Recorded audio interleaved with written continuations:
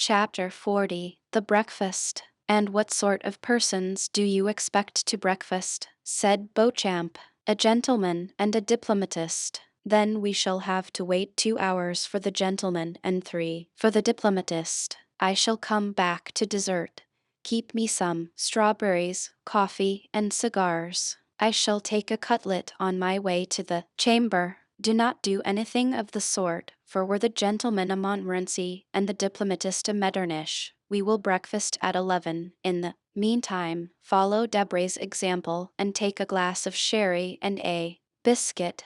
"Be it so. I will stay. I must do something to distract my thoughts." "You are like Debray, and yet it seems to me that when the minister is out of spirits, the opposition ought to be joyous." "Ah, you do not know with what I am threatened. I shall hear this morning that Danglars make a speech at the Chamber of Deputies, and at his wife's this evening I shall hear the tragedy of a peer of France. The devil take the constitutional government, and since we had our choice, as they say, at least, how could we choose that? I understand, you must lay in a stock of hilarity. Do not run down Danglars' speeches," said Debray. "He votes for you, for he belongs to the opposition party. That is exactly the worst of all. I am waiting until you send him to speak at the Luxembourg, to laugh at my ease." "My dear friend," said Albert to Beauchamp, "it is plain that the affairs of Spain are settled, for you are most desperately out of humor this morning. Recollect that Parisian gossip has spoken of a marriage between myself and Eugenie Danglars. I cannot in conscience, therefore, let you run down the speeches of a man who will one day say to me, 'Vicomte, you know I give my daughter 2 millions.' Ah, this marriage will never take place," said Beauchamp. "The king has made him a baron, and can make him a peer, but he cannot make him a gentleman, and the Count of Morcerf is too aristocratic to consent for the paltry sum of 2 million francs to a mesalliance. The Viscount of Morcerf can only wed a marchioness." "But 2 million francs make a nice little sum," replied Morcerf.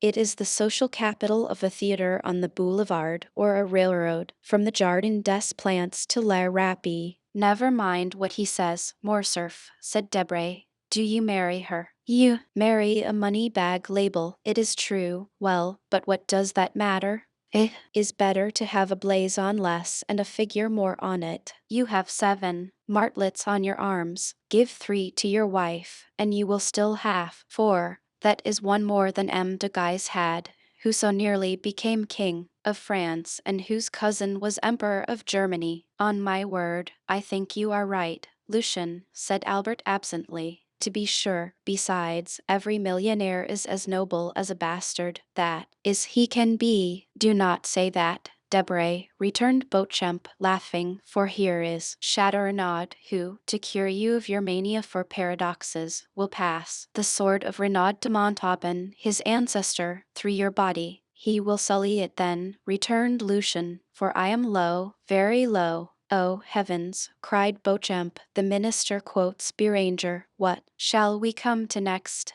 "De Renaud, Maximilian Morel," said the servant, announcing 2 fresh guests. "Now, then, to breakfast," said Beauchamp, "for, if I remember, you told me you only expected 2 persons." "Albert Morel," muttered Albert Morel, "who is he?" But before he had finished, de Renaud, a handsome young man of 30, gentleman all over, that is, with the figure of a Gitch and the wit of a Mortemart, took Albert's hand. "My dear Albert," said he, "let me introduce to you Maximilian Morel, captain of Spahis, my friend, and, what is more, however the man speaks for himself, my preserver. Salute, my hero, Viscount." And he stepped on one side to give place to a young man of refined and dignified bearing, with large and open brow, piercing eyes, and black mustache, whom our readers have already seen at Marseilles, under circumstances sufficiently dramatic not to be forgotten. A rich uniform, half French, half Oriental, set off his graceful and stalwart figure, and his broad chest was decorated with the Order of the Legion of Honor. The young officer bowed with easy and elegant politeness. "Monsieur," said Albert with affectionate courtesy. The Count of Chateaurenaud knew how much pleasure this introduction would give me. "You are his friend, be ours also." "Well said," interrupted Chateaurenaud, "and pray that, if you should ever be in a similar predicament, he may do as much for you as he did for me." "What has he done?" asked Albert. "Oh, nothing worth speaking of," said Morel. "M. de Chateaurenaud exaggerates." "Not worth speaking of," cried Chateaurenaud. "Life is not worth speaking of. That is rather too philosophical, on my word, Morel. It is very well for you, who risk your life every day, but for me, who only did so once, we gather from all this, Baron, that Captain Morel saved your life." "Exactly so." "On what occasion?" asked Beauchamp.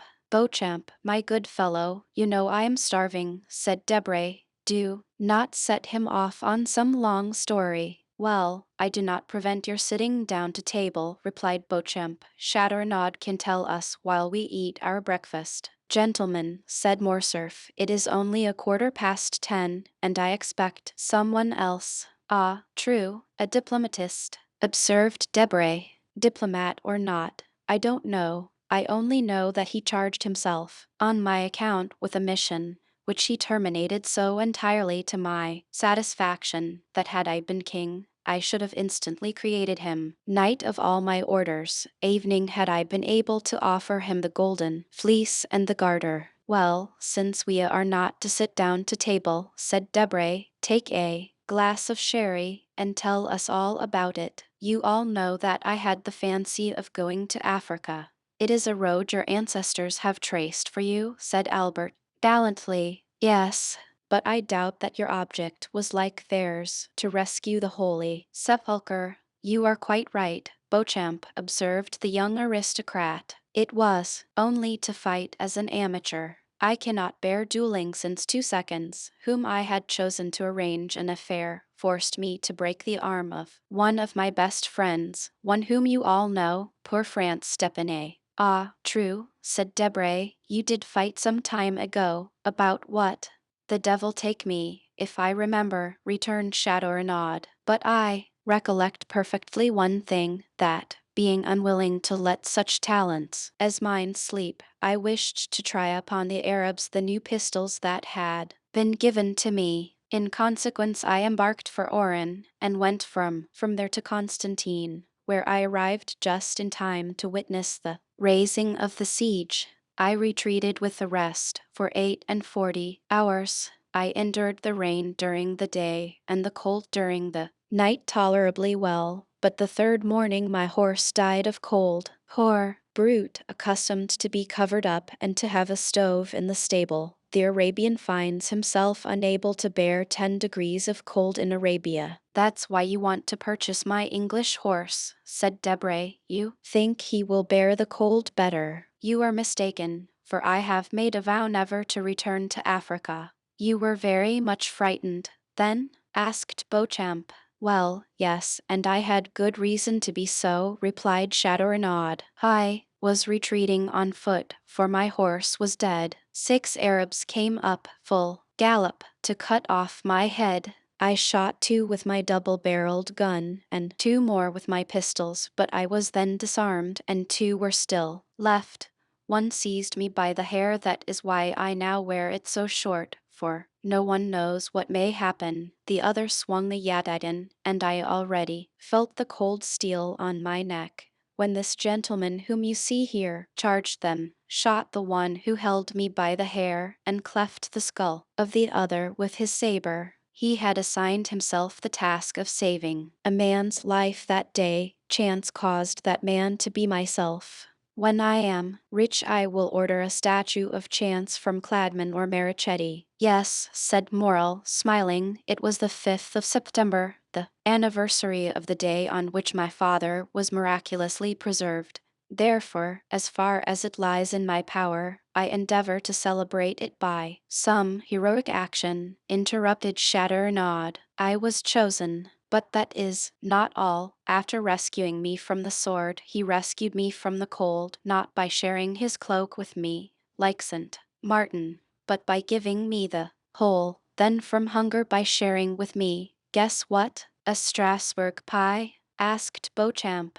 No, his horse, of which we each of us ate a slice with a hearty appetite. It was very hard. The horse, said Morcerf, laughing. No, the sacrifice, returned Chatterenod. Ask Debray if he would sacrifice his English steed for a stranger. Not for a stranger, said Debray, but for a friend I may, perhaps. I divined that you would become mine, Count, replied Morrel. Besides, as I had the honor to tell you, heroism or not, sacrifice or not, that day I owed an offering to bad fortune in recompense for the favors good fortune had on other days granted to us. The history to which M. Morrel alludes, continued Chatterenod, is an admirable one, which he will tell you some day when you are better acquainted with him. Today let us fill our stomachs and not our memories. What time do you breakfast, Albert? At 10:30. Precisely, asked Debray, taking out his watch. Oh, you will give me 5 minutes grace, replied Morcerf, for I also expect a preserver. Of whom? Of myself, cried Morcerf, parbleu. Do you think I cannot be saved as well as any one else, and that there are only Arabs who cut off heads? Our breakfast is a philanthropic one, and we shall have at table, at least, I hope so, 2 benefactors of humanity. What shall we do? Said Debray. We have only 1 month in prize. Well, it will be given to someone who has done nothing to deserve it, said Beauchamp. That is the way the Academy mostly escapes from the dilemma. And where does he come from? Asked Debray. You have already answered the question once, but so vaguely that I venture to put it a second time. Really, said Albert, I do not know. When I invited him 3 months ago, he was then at Rome. But since that time who knows where he may have gone? And you think him capable of being exact? Demanded Debray. I think him capable of everything. Well, with the 5 minutes grace, we have only 10 left. I will profit by them to tell you something about my guest. I beg pardon, interrupted Beauchamp. Are there any materials for an article in what you are going to tell us? Yes, and for a most curious one. Go on, then, for I see I shall not get to the chamber this morning, and I must make up for it. I was at Rome during the last carnival. We know that, said Beauchamp. Yes, but what you do not know is that I was carried off by bandits. There are no bandits, cried Debray. Yes, there are, and most hideous, or rather most admirable ones, for I found them ugly enough to frighten me. Come, my dear Albert, said Debray, confess that your cook is behindhand, that the oysters have not arrived from Ostend or Marennes, and that, like Madame de Maintenon, you are going to replace the dish by a story. Say so at once. We are sufficiently well bred to excuse you, and to listen to your history, fabulous as it promises to be. And I say to you, fabulous as it may seem, I tell it as a true one from beginning to end. The brigands had carried me off, and conducted me to a gloomy spot, called the Catacombs of Saint Sebastian. I know it, said Chatterenod. I narrowly escaped catching the fever there, and I did more than that, replied Morcerf, for I caught one. I was informed that I was prisoner until I paid the sum of 40 Roman crowns, about 24 francs. Unfortunately, I had not above 1,500. I was at the end of my journey and of my credit. I wrote to France, and were he here he would confirm every word. I wrote then to France that if he did not come with the 4,000 crowns before 6 at 10 minutes past, I should have gone to join the blessed saints and glorious martyrs in whose company I had the honor of being, and Signor Luigi Vampa, such was the name of the chief of these bandits, would have scrupulously kept his word. But France did come with the 4,000 crowns, said Chatterenod. A man whose name is France d'Epinay or Albert de Morcerf has not much difficulty in procuring them. No, he arrived accompanied simply by the guest I am going to present to you. Ah, this gentleman is a Hercules killing Cacus, a Perseus freeing Andromeda. No, he is a man about my own size, armed to the teeth. He had not even a knitting needle, but he paid your ransom. He said 2 words to the chief and I was free, and they apologized to him for having carried you off, said Beauchamp. Just so. Why, he is a second Ariosto. No, his name is the Count of Monte Cristo. There is no Count of Monte Cristo, said Debray. I do not think so, added Chateaurenaud, with the air of a man who knows the whole of the European nobility perfectly. Does anyone know anything of a Count of Monte Cristo? He comes possibly from the Holy Land, and one of his ancestors possessed Calvary, as the Mortemarts did the Dead Sea. I think I can assist your researches, said Maximilian. Monte Cristo is a little island I have often heard spoken of by the old sailors my father employed, a grain of sand in the center of the Mediterranean, an atom in the infinite. Precisely, cried Albert. Well, he of whom I speak is the lord and master of this grain of sand of this atom. He has purchased the title of Count somewhere in Tuscany. He is rich, then? I believe so, but that ought to be visible. That is what deceives you, Debray. I do not understand you. Have you read the Arabian Nights? What a question. Well, do you know if the persons you see there are rich or poor, if their sacks of wheat are not rubies or diamonds? They seem like poor fishermen, and suddenly they open some mysterious cavern filled with the wealth of the Indies, which means that my Count of Monte Cristo is one of those fishermen. He has evening a name taken from the book, since he calls himself Sinbad the sailor and has a cave filled with gold. And you have seen this cavern, Morcerf? Asked Beauchamp. No, but France has, for heaven's sake, not a word of this before him. France went in with his eyes blindfolded, and was waited on by mutes and by women to whom Cleopatra was a painted strumpet. Only he is not quite sure about the women, for they did not come in until after he had taken hashish, so that what he took for women may have been simply a row of statues. The 2 young men looked at Morcerf as if to say, Are you mad, or are you laughing at us? And I also, said Morrel thoughtfully, have heard something like this from an old sailor named Penelon. Ah, cried Albert, it is very lucky that Morrel comes to aid me. You are vexed, are you not, that he thus gives a clue to the labyrinth? My dear Albert, said Debray, what you tell us is so extraordinary. Ah, because your ambassadors and your consuls do not tell you of them, they have no time. They are too much taken up with interfering in the affairs of their countrymen who travel. Now you get angry and attack our poor agents. How will you have them protect you? The chamber cuts down their salaries every day, so that now they have scarcely any. Will you be ambassador, Albert? I will send you to Constantinople. No, lest on the first demonstration I make in favor of Mehemet Ali, the Sultan send me the bowstring, and make my secretaries strangle me. You say very true, responded Debray. Yes, said Albert, but this has nothing to do with the existence of the Count of Monte Cristo. Party you, every one exists,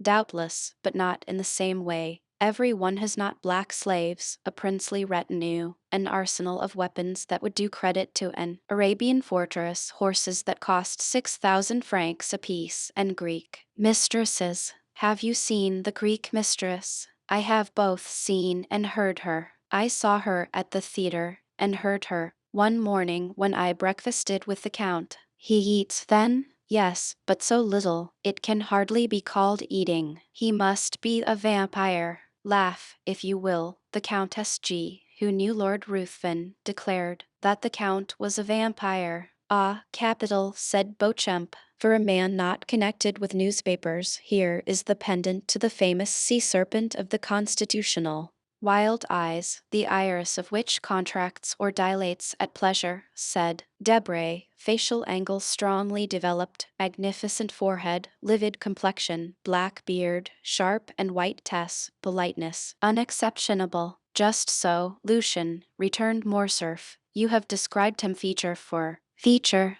Yes, keen and cutting politeness. This man has often made me shudder, and one day that we were viewing an execution, I thought I should faint more from hearing the cold and calm manner in which he spoke of every description of torture than from the sight of the executioner and the culprit. Did he not conduct you to the ruins of the Colosseum and suck your blood?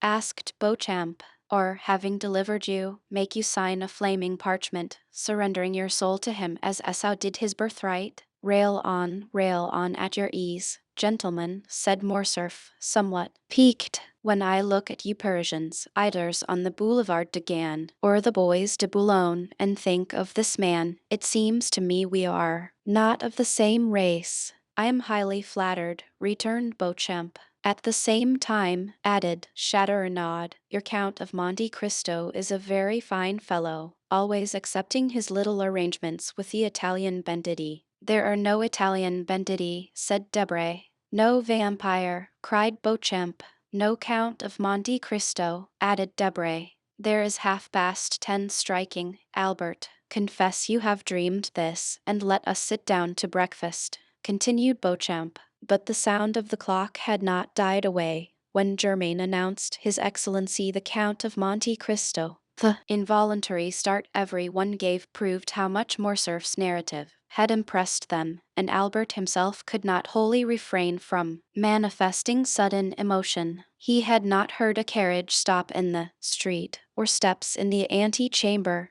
The door had itself opened noiselessly. The Count appeared, dressed with the greatest simplicity, but the most fastidious dandy could have found nothing to cavil at in his toilet. Every article of dress, hat, coat, gloves, and boots was from the first makers. He seemed scarcely 35, but what struck everybody was his extreme resemblance to the portrait Debray had drawn. The Count advanced, smiling, into the center of the room and approached Albert, who hastened towards him holding out his hand in a ceremonial manner. Punctuality, said Monte Cristo, is the politeness of kings, according to one of your sovereigns, I think, but it is not the same with travelers. However, I hope you will excuse the 2 or 3 seconds I am behindhand.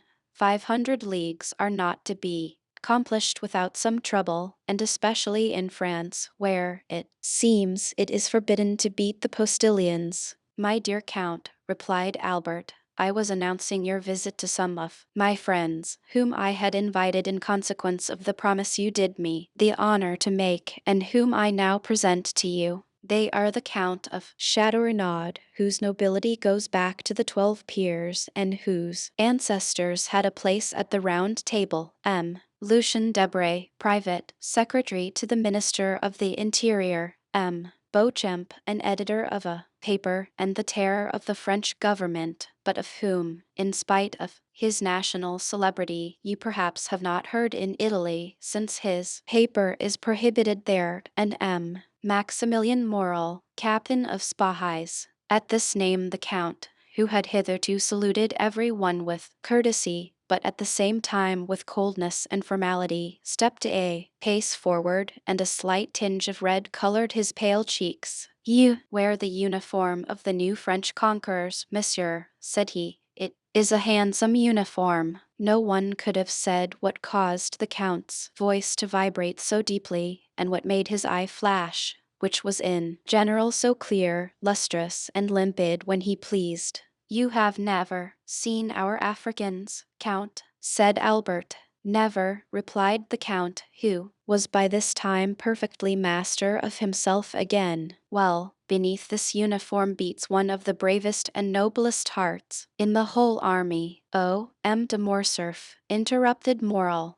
Let me go on, Captain. And we have just heard continued Albert, of a new deed of his, and so heroic a one, that, although I have seen him today for the first time, I request you to allow me to introduce him as my friend." At these words it was still possible to observe in Monte Cristo the concentrated look, changing color, and slight trembling of the eyelid that show emotion. "Ah, you have a noble heart," said the Count, "so much the better." This exclamation, which corresponded to the Count's own thought rather than to what Albert was saying, surprised everybody, and especially Morrel, who looked at Monte Cristo with wonder. But, at the same time, the intonation was so soft that, however strange the speech may seem, it was impossible to be offended at it. "Why should he doubt it?" said Beauchamp to Chateaurenaud. "In reality," replied the latter, who, with his aristocratic glance and his knowledge of the world, had penetrated at once all that was penetrable in Monte Cristo, "Albert has not deceived us, for the Count is a most singular being. What say you, Morrel?" "Ma foi, he has an open look about him that pleases me,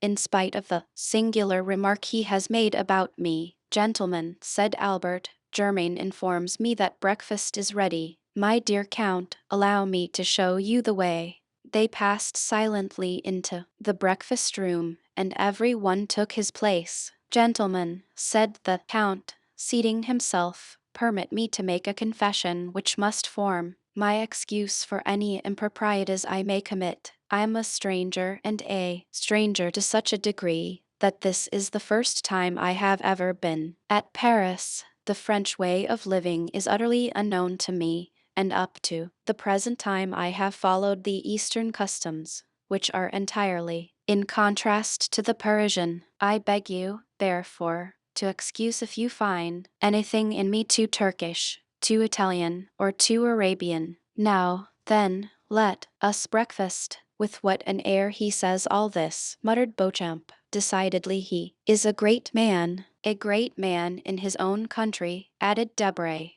"A great man in every country, Debray," said Chateaurenaud. The Count was, it may be remembered, a most temperate guest. Albert remarked this, expressing his fears lest, at the outset, the Parisian mode of life should displease the traveler in the most essential point. "My dear Count," said he, "I fear one thing, and that is, that the fare of the Rue du Helder is not so much to your taste as that of the Piazza di Spagni. I ought to have consulted you on the point, and have had some dishes prepared expressly." "Did you know me better," returned the Count, smiling, "you would not give one thought of such a thing for a traveler like myself, who has successively lived on macaroni at Naples, polenta at Milan, alla podrida at Valencia, pilau at Constantinople, carrick in India, and swallows' nests in China. I eat everywhere, and of everything, only I eat but little, and today, that you reproach me with my want of appetite,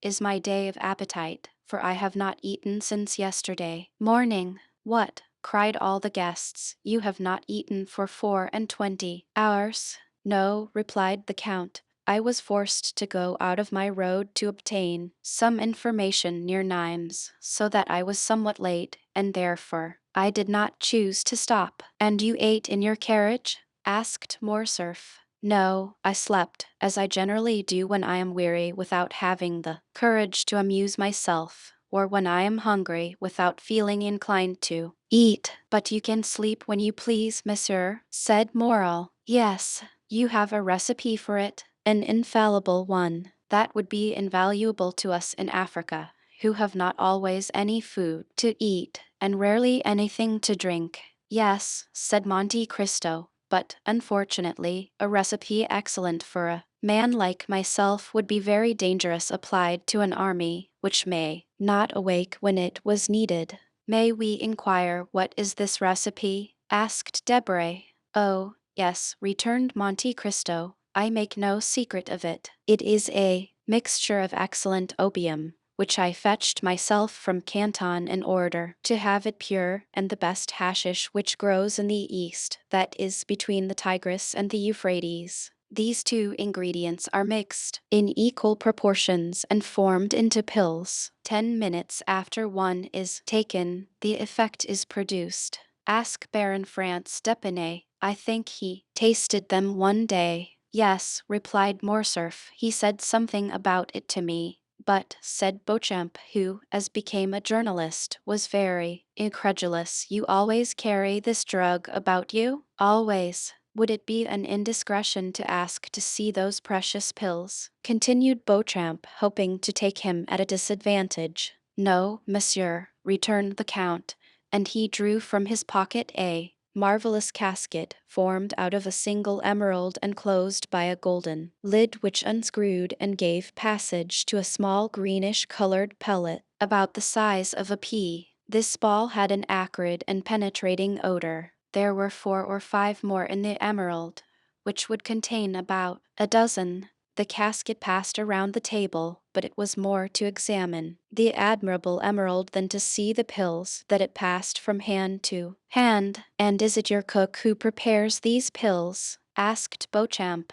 Oh, no, monsieur, replied Monte Cristo, I do not thus betray my enjoyments to the vulgar. I am a tolerable chemist, and prepare my pills myself.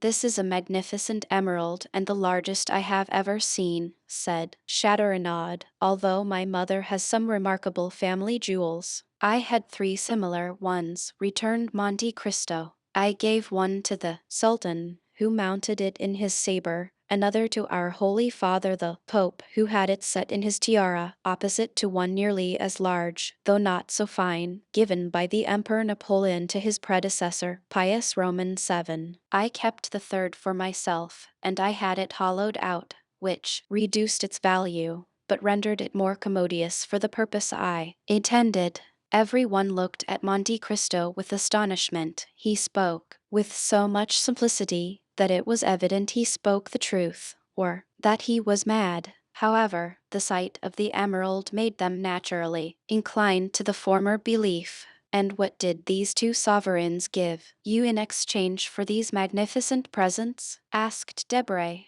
The Sultan, the liberty of a woman, replied the Count, the Pope, the life of a man, so that once in my life I have been as powerful as if heaven had brought me into the world on the steps of a throne. And it was Peppino you saved, was it not? Cried Morcerf. It was for him that you obtained pardon? Perhaps, returned the Count, smiling. My dear Count, you have no idea what pleasure it gives me to hear you speak thus, said Morcerf. I had announced you beforehand to my friends, as an enchanter of the Arabian Nights, a wizard of the Middle Ages.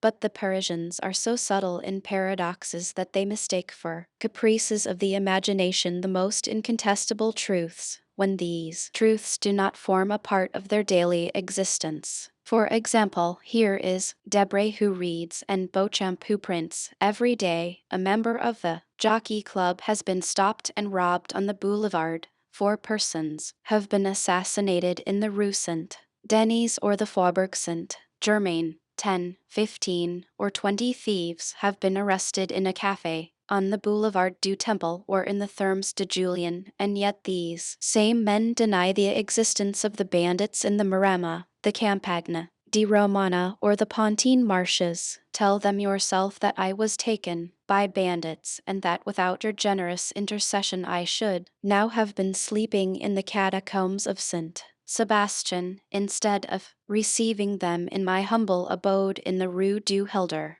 Ah, said Monte Cristo, you promised me never to mention that circumstance. It was not I who made that promise, cried Morcerf. It must have been someone else whom you have rescued in the same manner, and whom you have forgotten. Pray speak of it, for I shall not only, I trust, relate the little I do know, but also a great deal I do not know. It seems to me, returned the Count, smiling, that you played a sufficiently important part to know as well as myself what happened. Well, you promise me, if I tell all I know, to relate, in your turn, all that I do not know. That is but fair, replied Monte Cristo. Well, said Morcerf, for 3 days I believed myself the object of the attentions of a mask, whom I took for a descendant of Tullia or Pipia, while I was simply the object of the attentions of a contadina, and I say contadina to avoid saying peasant girl. What I know is that, like a fool, a greater fool than he of whom I spoke just now, I mistook for this peasant girl a young bandit of 15 or 16, with a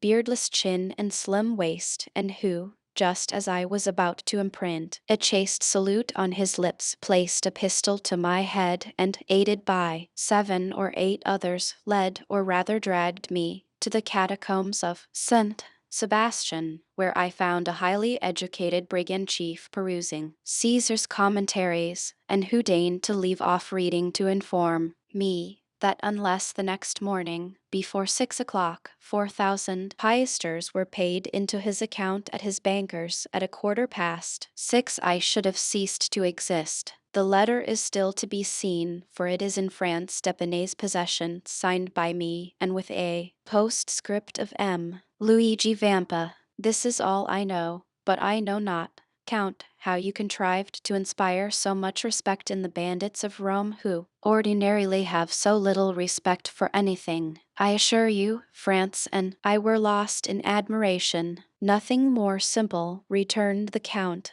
I had known the famous Vampa for more than 10 years. When he was quite a child and only a shepherd, I gave him a few gold pieces for showing me my way, and he, in order to repay me, gave me a poniard, the hilt of which he had carved with his own hand, and which you may have seen in my collection of arms. In after years, whether he had forgotten this interchange of presents, which ought to have cemented our friendship, or whether he did not recollect me, he sought to take me, but, on the contrary, it was I who captured him and a dozen of his band. I may have handed him over to Roman justice, which is somewhat expeditious, and which would have been particularly so with him. But I did nothing of the sort. I suffered him and his band to depart, with the condition that they should sin no more, said Beauchamp, laughing. I see they kept their promise. No, monsieur, returned Monte Cristo, upon the simple condition that they should respect myself and my friends. Perhaps what I am about to say may seem strange to you, who are socialists and vaunt humanity and your duty to your neighbor, but I never seek to protect a society which does not protect me, and which I will evening say generally occupies itself about me only to injure me, and thus by giving them a low place in my esteem, and preserving a neutrality towards them, it is society and my neighbor who are indebted to me. Bravo, cried Chateaurenaud. You are the first man I ever met sufficiently courageous to preach egotism. Bravo, Count, bravo. It is frank, at least, said Morrel, but I am sure that the Count does not regret having once deviated from the principles he has so boldly avowed. How have I deviated from those principles, monsieur? Asked Monte Cristo, who could not help looking at Morrel with so much intensity that 2 or 3 times the young man had been unable to sustain that clear and piercing glance. Why, it seems to me, replied Morrel, that in delivering M. de Morcerf, whom you did not know, you did good to your neighbor and to society, of which he is the brightest ornament, said Beauchamp, drinking off a glass of champagne. My dear Count, cried Morcerf, you are at fault, you, one of the most formidable logicians I know, and you must see it clearly proved that, instead of being an egotist, you are a philanthropist. Ah, you call yourself Oriental, a Levantine, Maltese, Indian, Chinese. Your family name is Monte Cristo. Sinbad the Sailor is your baptismal appellation, and yet the first day you set foot in Paris you instinctively display the greatest virtue, or rather the chief defect of us eccentric Parisians, that is, you assume the vices you have not, and conceal the virtues you possess. My dear Vicomte, returned Monte Cristo, I do not see, in all I have done, anything that merits, either from you or these gentlemen, the pretended eulogies I have received. You were no stranger to me, for I knew you from the time I gave up 2 rooms to you invited you to breakfast with me, lent you one of my carriages, witnessed the carnival in your company, and saw with you from a window in the Piazza del Popolo the execution that affected you so much that you nearly fainted. I will appeal to any of these gentlemen, could I leave my guest in the hands of a hideous bandit, as you term him? Besides, you know, I had the idea that you could introduce me into some of the Paris salons when I came to France. You may some time ago have looked upon this resolution as a vague project, but today you see it was a reality, and you must submit to it under penalty of breaking your word. I will keep it, returned Morcerf, but I fear that you will be much disappointed, accustomed as you are to picturesque events and fantastic horizons. Amongst us you will not meet with any of those episodes with which your adventurous existence has so familiarized you. Our Chimborazo is Mortmurder, our Himalaya is Mount Valerian, our great desert is the plain of Grenelle, where they are now boring an artesian well to water the caravans. We have plenty of thieves, though not so many as is said, but these thieves stand in far more dread of a policeman than a lord. France is so prosaic, and Paris so civilized a city, that you will not find in its 85 departments, I say 85, because I do not include Corsica, you will not find, then, in these 85 departments a single hill on which there is not a telegraph, or a grotto, in which the commissary of police has not put up a gas lamp. There is but one service I can render you, and for that I place myself entirely at your orders, that is, to present or make my friends present you everywhere. Besides, you have no need of any one to introduce you. With your name, and your fortune, and your talent, Monte Cristo bowed with a somewhat ironical smile. You can present yourself everywhere, and be well received. I can be useful in one way only, if knowledge of Parisian habits, of the means of rendering yourself comfortable, or of the bazaars, can assist. You may depend upon me to find you a fitting dwelling here. I do not dare offer to share my apartments with you, as I shared yours at Rome. I, who do not profess egotism, but am yet egotist par excellence, for, except myself, these rooms would not hold a shadow more, unless that shadow were feminine. Ah, said the Count, that is a most conjugal reservation. I recollect that at Rome you said something of a projected marriage. May I congratulate you? The affair is still in projection, and he who says in projection means already decided, said Debray. No, replied Morcerf, my father is most anxious about it, and I hope, before long, to introduce you, if not to my wife, at least to my betrothed, Mademoiselle Eugenie Danglars. Eugenie Danglars, said Monte Cristo, tell me,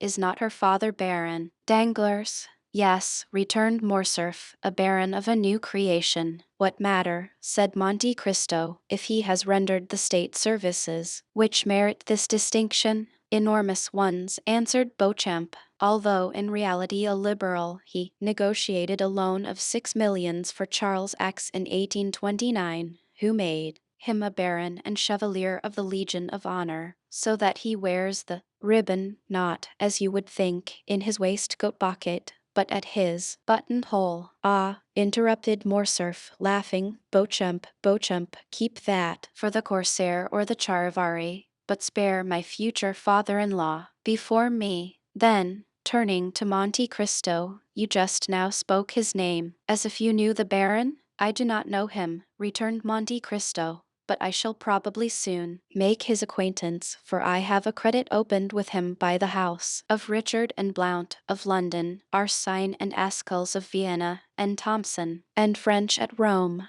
As he pronounced the two last names, the Count glanced at Maximilian Morrel. If the stranger expected to produce an effect on Morrel, he was not mistaken. Maximilian started as if he had been electrified. Thompson and French, said he, do you know this house, monsieur? They are my bankers in the capital of the Christian world, returned the Count quietly. Can my influence with them be of any service to you? Oh, Count, you could assist me perhaps in researches which have been, up to the present, fruitless. This house, in past years, did ours a great service, and has, I know not for what reason, always denied having rendered us this service. I shall be at your orders, said Monte Cristo bowing. But, continued Morcerf, apropos of danglers, we have strangely wandered from the subject. We were speaking of a suitable habitation for the Count of Monte Cristo. Come, gentlemen, let us all propose some place. Where shall we lodge this new guest in our great capital? Faubourg Saint-Germain, said Chateaurenaud. The Count will find there a charming hotel, with a court and garden. Bah, Chateaurenaud, returned Debray, you only know your dull and gloomy Faubourg Saint-Germain. Do not pay any attention to him. Count, live in the Chaussee d'Antin. That's the real center of Paris. Boulevard de l'Opera, said Beauchamp. The second floor, a house with a balcony. The Count will have his cushions of silver cloth brought there, and as he smokes his chibouque, see all Paris pass before him. You have no idea, then, Morel? Asked Chateaurenaud. You do not propose anything. Oh, yes, returned the young man, smiling. On the contrary, I have one. But I expected the Count would be tempted by one of the brilliant proposals made him. Yet as he has not replied to any of them, I will venture to offer him a suite of apartments in a charming hotel, in the Pompadour style, that my sister has inhabited for a year, in the Rue Meslay. You have a sister? Asked the Count. Yes, monsieur, a most excellent sister. Married? Nearly 9 years. Happy? Asked the Count again. As happy as it is permitted to a human creature to be, replied Maximilian. She married the man she loved, who remained faithful to us in our fallen fortunes, Emmanuel Herbaut. Monte Cristo smiled imperceptibly. I live there during my leave of absence, continued Maximilian, and I shall be, together with my brother-in-law Emmanuel, at the disposition of the Count whenever he thinks fit to honor us. 1 minute, cried Albert, without giving Monte Cristo the time to reply. Take care, you are going to immure a traveler, Sinbad the sailor, a man who comes to see Paris. You are going to make a patriarch of him. Oh, no, said Morel, my sister is 25, my brother-in-law is 30. They are gay, young, and happy. Besides, the Count will be in his own house, and only see them when he thinks fit to do so. Thanks, monsieur, said Monte Cristo. I shall content myself with being presented to your sister and her husband, if you will do me the honor to introduce me. But I cannot accept the offer of any one of these gentlemen, since my habitation is already prepared. What? Cried Morcerf. You are, then, going to an hotel? That will be very dull for you. Was I so badly lodged at Rome? Said Monte Cristo smiling. Parbleu, at Rome you spent 50,000 piasters in furnishing your apartments, but I presume that you are not disposed to spend a similar sum every day. It is not that which deterred me, replied Monte Cristo, but as I determined to have a house to myself, I sent on my valet de chambre, and he ought by this time to have bought the house and furnished it. But you have, then, a valet de chambre who knows Paris, said Beauchamp. It is the first time he has ever been in Paris. He is black and cannot speak, returned Monte Cristo. It is Ollie, cried Albert in the amid of the general surprise. Yes, Ollie himself, my Nubian mute, whom you saw, I think, at Rome. Certainly, said Morcerf, I recollect him perfectly. But how could you charge a Nubian to purchase a house, and a mute to furnish it? He will do everything wrong. Undeceive yourself, monsieur, replied Monte Cristo. I am quite sure that, on the contrary, he will choose everything as I wish. He knows my tastes, my caprices, my wants. He has been here a week with the instinct of a hound, hunting by himself. He will arrange everything for me. He knew that I should arrive today at 10 o'clock. He was waiting for me at 9 at the Barriere de Fontainebleau. He gave me this paper. It contains the number of my new abode. Read it yourself. And Monte Cristo passed a paper to Albert. Ah, That is really original, said Beauchamp.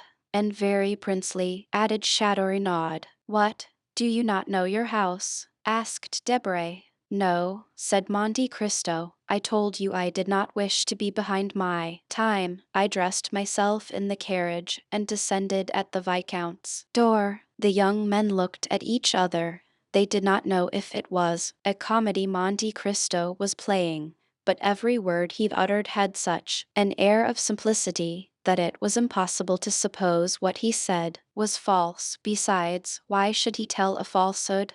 We must content ourselves, then, said Beauchamp, with rendering the Count all the little services in our power. I, in my quality of journalist, open all the theatres to him. Thanks, monsieur, returned Monte Cristo. My steward has orders to take a box at each theatre. Is your steward also a Nubian? Asked Debray. No, he is a countryman of yours, if a Corsican is a countryman of any one's. But you know him, M. de Morcerf. Is it that excellent M. Bertuccio, who understands hiring windows so well? Yes, you saw him the day I had the honor of receiving you. He has been a soldier, a smuggler, in fact, everything. I would not be quite sure that he has not been mixed up with the police for some trifle, a stab with a knife, for instance. And you have chosen this honest citizen for your steward, said Debray. Of how much does he rob you every year? On my word, replied the Count, not more than another. I am sure he answers my purpose, knows no impossibility, and so I keep him.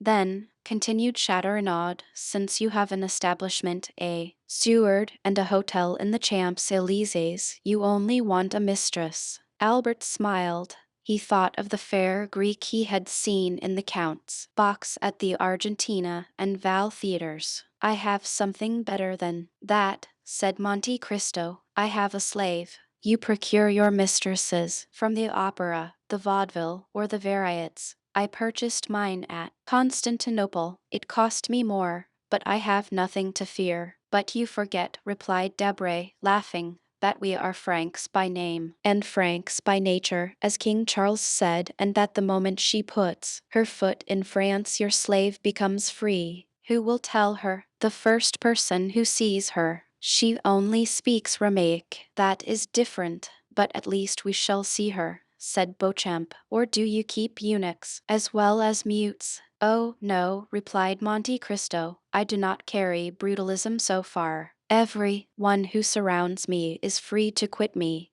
and when they leave me will no longer have any need of me or any one else. It is for that reason, perhaps, that they do not quit me. They had long since passed to dessert and cigars. My dear Albert, said Debray, rising, it is 2:30. Your guest is charming, but you leave the best company to go into the worst. Sometimes I must return to the minister's. I will tell him of the Count, and we shall soon know who he is. Take care, returned Albert. No one has been able to accomplish that. Oh, we have 3 millions for our police. It is true they are almost always spent beforehand, but no matter, we shall still have 50,000 francs to spend for this purpose. And when you know, will you tell me? I promise you. Au revoir, Albert. Gentlemen, good morning. As he left the room, Debray called out loudly, my carriage. Bravo, said Beauchamp to Albert.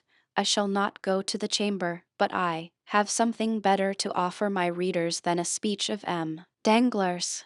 For heaven's sake, Beauchamp, returned Morcerf, do not deprive me of the merit of introducing him everywhere. Is he not peculiar? He is more than that, replied Chateaurenaud. He is one of the most extraordinary men I ever saw in my life. Are you coming, Morel? Directly I have given my card to the Count, who has promised to pay us a visit at Rue Meslay, No. 14. Be sure I shall not fail to do so, returned the Count, bowing.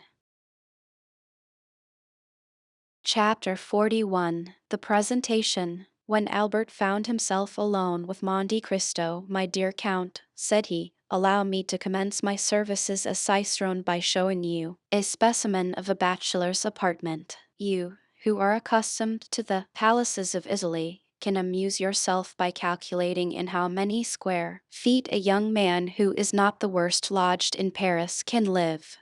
We pass from one room to another. I will open the windows to let you breathe. Monte Cristo had already seen the breakfast room and the salon on the ground floor. Albert led him first to his atelier, which was, as we have said, his favorite apartment. Monte Cristo quickly appreciated all that Albert had collected here: old cabinets, Japanese porcelain, oriental stuffs, Venetian glass, arms from all parts of the world. Everything was familiar to him, and at the first glance he recognized their date, their country, and their origin. Morcerf had expected he should be the guide. On the contrary, it was he who, under the Count's guidance, followed a course of archaeology, mineralogy, and natural history. They descended to the first floor. Albert led his guest into the salon. The salon was filled with the works of modern artists. There were landscapes by Duper, with their long reeds and tall trees, their lowing oxen and marvelous skies; Delacroix's Arabian cavaliers, with their long white burnouses, their shining belts, their damasked arms, their horses, who tore each other with their tests while their riders contended fiercely with their maces; aquarelles of Boulanger, representing Notre Dame de Paris with that vigor that makes the artist the rival of the poet. There were paintings by Diaz, who makes his flowers more beautiful than flowers, his suns more brilliant than the sun; designs by Decamp, as vividly colored as those of Salvator Rosa, but more poetic; pastels by Gerard and Muller, representing children, like angels, and women with the features of a virgin; sketches torn from the album of Dauzet's travels in the East, that had been made in a few seconds on the saddle of a camel or beneath the dome of a mosque; in a word, all that modern art can give in exchange and as recompense for the are lost and gone with ages long since past. Albert expected to have something new this time to show to the traveler, but, to his great surprise, the latter, without seeking for the signatures, many of which, truly, were only initials, named instantly the author of every picture in such a manner that it was easy to see that each name was not only known to him, but that each style associated with it had been appreciated and studied by him. From the salon they passed into the bedchamber. It was a model of taste and simple elegance. A single portrait, signed by Leopold Robert, shone in its carved and gilded frame. This portrait attracted the Count of Monte Cristo's attention, for he made 3 rapid steps in the chamber and stopped suddenly before it. It was the portrait of a young woman of 5 or 26, with a dark complexion and light and lustrous eyes veiled beneath long lashes. She wore the picturesque costume of the Catalan fisherwomen, a red and black bodice and golden pins in her hair. She was looking at the sea, and her form was outlined on the blue ocean and sky. The light was so faint in the room that Albert did not perceive the pallor that spread itself over the Count's visage, or the nervous heaving of his chest and shoulders. Silence prevailed for an instant, during which Monte Cristo gazed intently on the picture. "You have there a most charming mistress, Viscount," said the Count in a perfectly calm tone, "and this costume, a ball costume, doubtless, becomes her admirably." "Ah, monsieur," returned Albert, "I would never forgive you this mistake, if you had seen another picture beside this. You do not know my mother. She it is whom you see here. She had her portrait painted thus 6 or 8 years ago. This costume is a fancy one, it appears, and the resemblance is so great that I think I still see my mother the same as she was in 1830. The Countess had this portrait painted during the Count's absence. She doubtless intended giving him an agreeable surprise, but, strange to say, this portrait seemed to displease my father, and the value of the picture, which is, as you see, one of the best works of Leopold Robert, could not overcome his dislike to it. It is true, between ourselves, that M. de Morcerf is one of the most assiduous peers at the Luxembourg, a general renowned for theory, but A. most mediocre amateur of art. It is different with my mother, who paints exceedingly well, and who, unwilling to part with so valuable a picture, gave it to me to put here, where it would be less likely to displease M. de Morcerf, whose portrait, by Gros, I will also show you. Excuse my talking of family matters, but as I shall have the honor of introducing you to the Count, I tell you this to prevent you making any allusions to this picture. The picture seems to have a malign influence, for my mother rarely comes here without looking at it, and still more rarely does she look at it without weeping. This disagreement is the only one that has ever taken place between the Count and Countess, who are still as much united, although married more than 20 years, as on the first day of their wedding. Monte Cristo glanced rapidly at Albert, as if to seek a hidden meaning in his words, but it was evident the young man uttered them in the simplicity of his heart. "Now," said Albert, "that you have seen all my treasures, allow me to offer them to you, unworthy as they are. Consider yourself as in your own house, and to put yourself still more at your ease, pray accompany me to the apartments of M. de Morcerf, he whom I wrote from Rome an account of the services you rendered me, and to whom I announced your promised visit, and I may say that both the Count and Countess anxiously desire to thank you in person. You are somewhat blasé, I know, and family scenes have not much effect on Sinbad the sailor, who has seen so many others. However, accept what I propose to you as an initiation into Parisian life, a life of politeness, visiting, and introductions."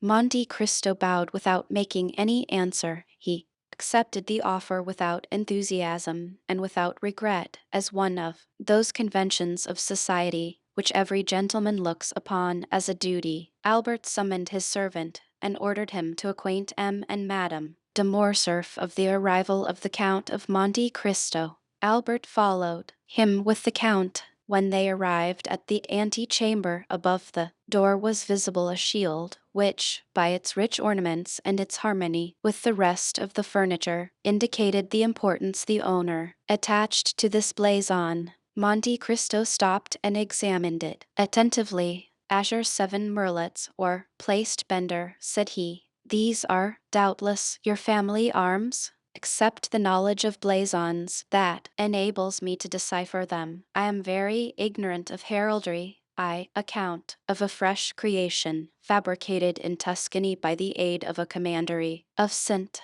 Stephen, and who would not have taken the trouble had I not been told that when you travel much it is necessary. Besides, you must have something on the panels of your carriage, to escape being searched by the custom-house officers. Excuse my putting such a question to you. It is not indiscreet," returned Morcerf, with the simplicity of conviction. "You have guessed rightly. These are our arms, that is, those of my father, but they are, as you see, joined to another shield, which has gules, a silver tower, which are my mother's. By her side I am Spanish, but the family of Morcerf is French, and, I have heard, one of the oldest of the south of France." "Yes," replied Monte Cristo, "these blazons prove that almost all the armed pilgrims that went to the Holy Land took for their arms either a cross, in honor of their mission, or birds of passage, in sign of the long voyage they were about to undertake, and which they hoped to accomplish on the wings of faith. One of your ancestors had joined the Crusades, and supposing it to be only that of St. Louis, that makes you mount to the 13th century, which is tolerably ancient." "It is possible," said Morcerf. "My father has in his study a genealogical tree which will tell you all that, and on which I made commentaries that would have greatly edified Hosier and Jacquart. At present I no longer think of it, and yet I must tell you that we are beginning to occupy ourselves greatly with these things under our popular government." "Well, then, your government would do well to choose from the past something better than the things that I have noticed on your monuments, and which have no heraldic meaning whatever. As for you, Viscount, continued Monte Cristo to Morcerf, you are more fortunate than the government, for your arms are really beautiful and speak to the imagination. Yes, you are at once from Provence and Spain.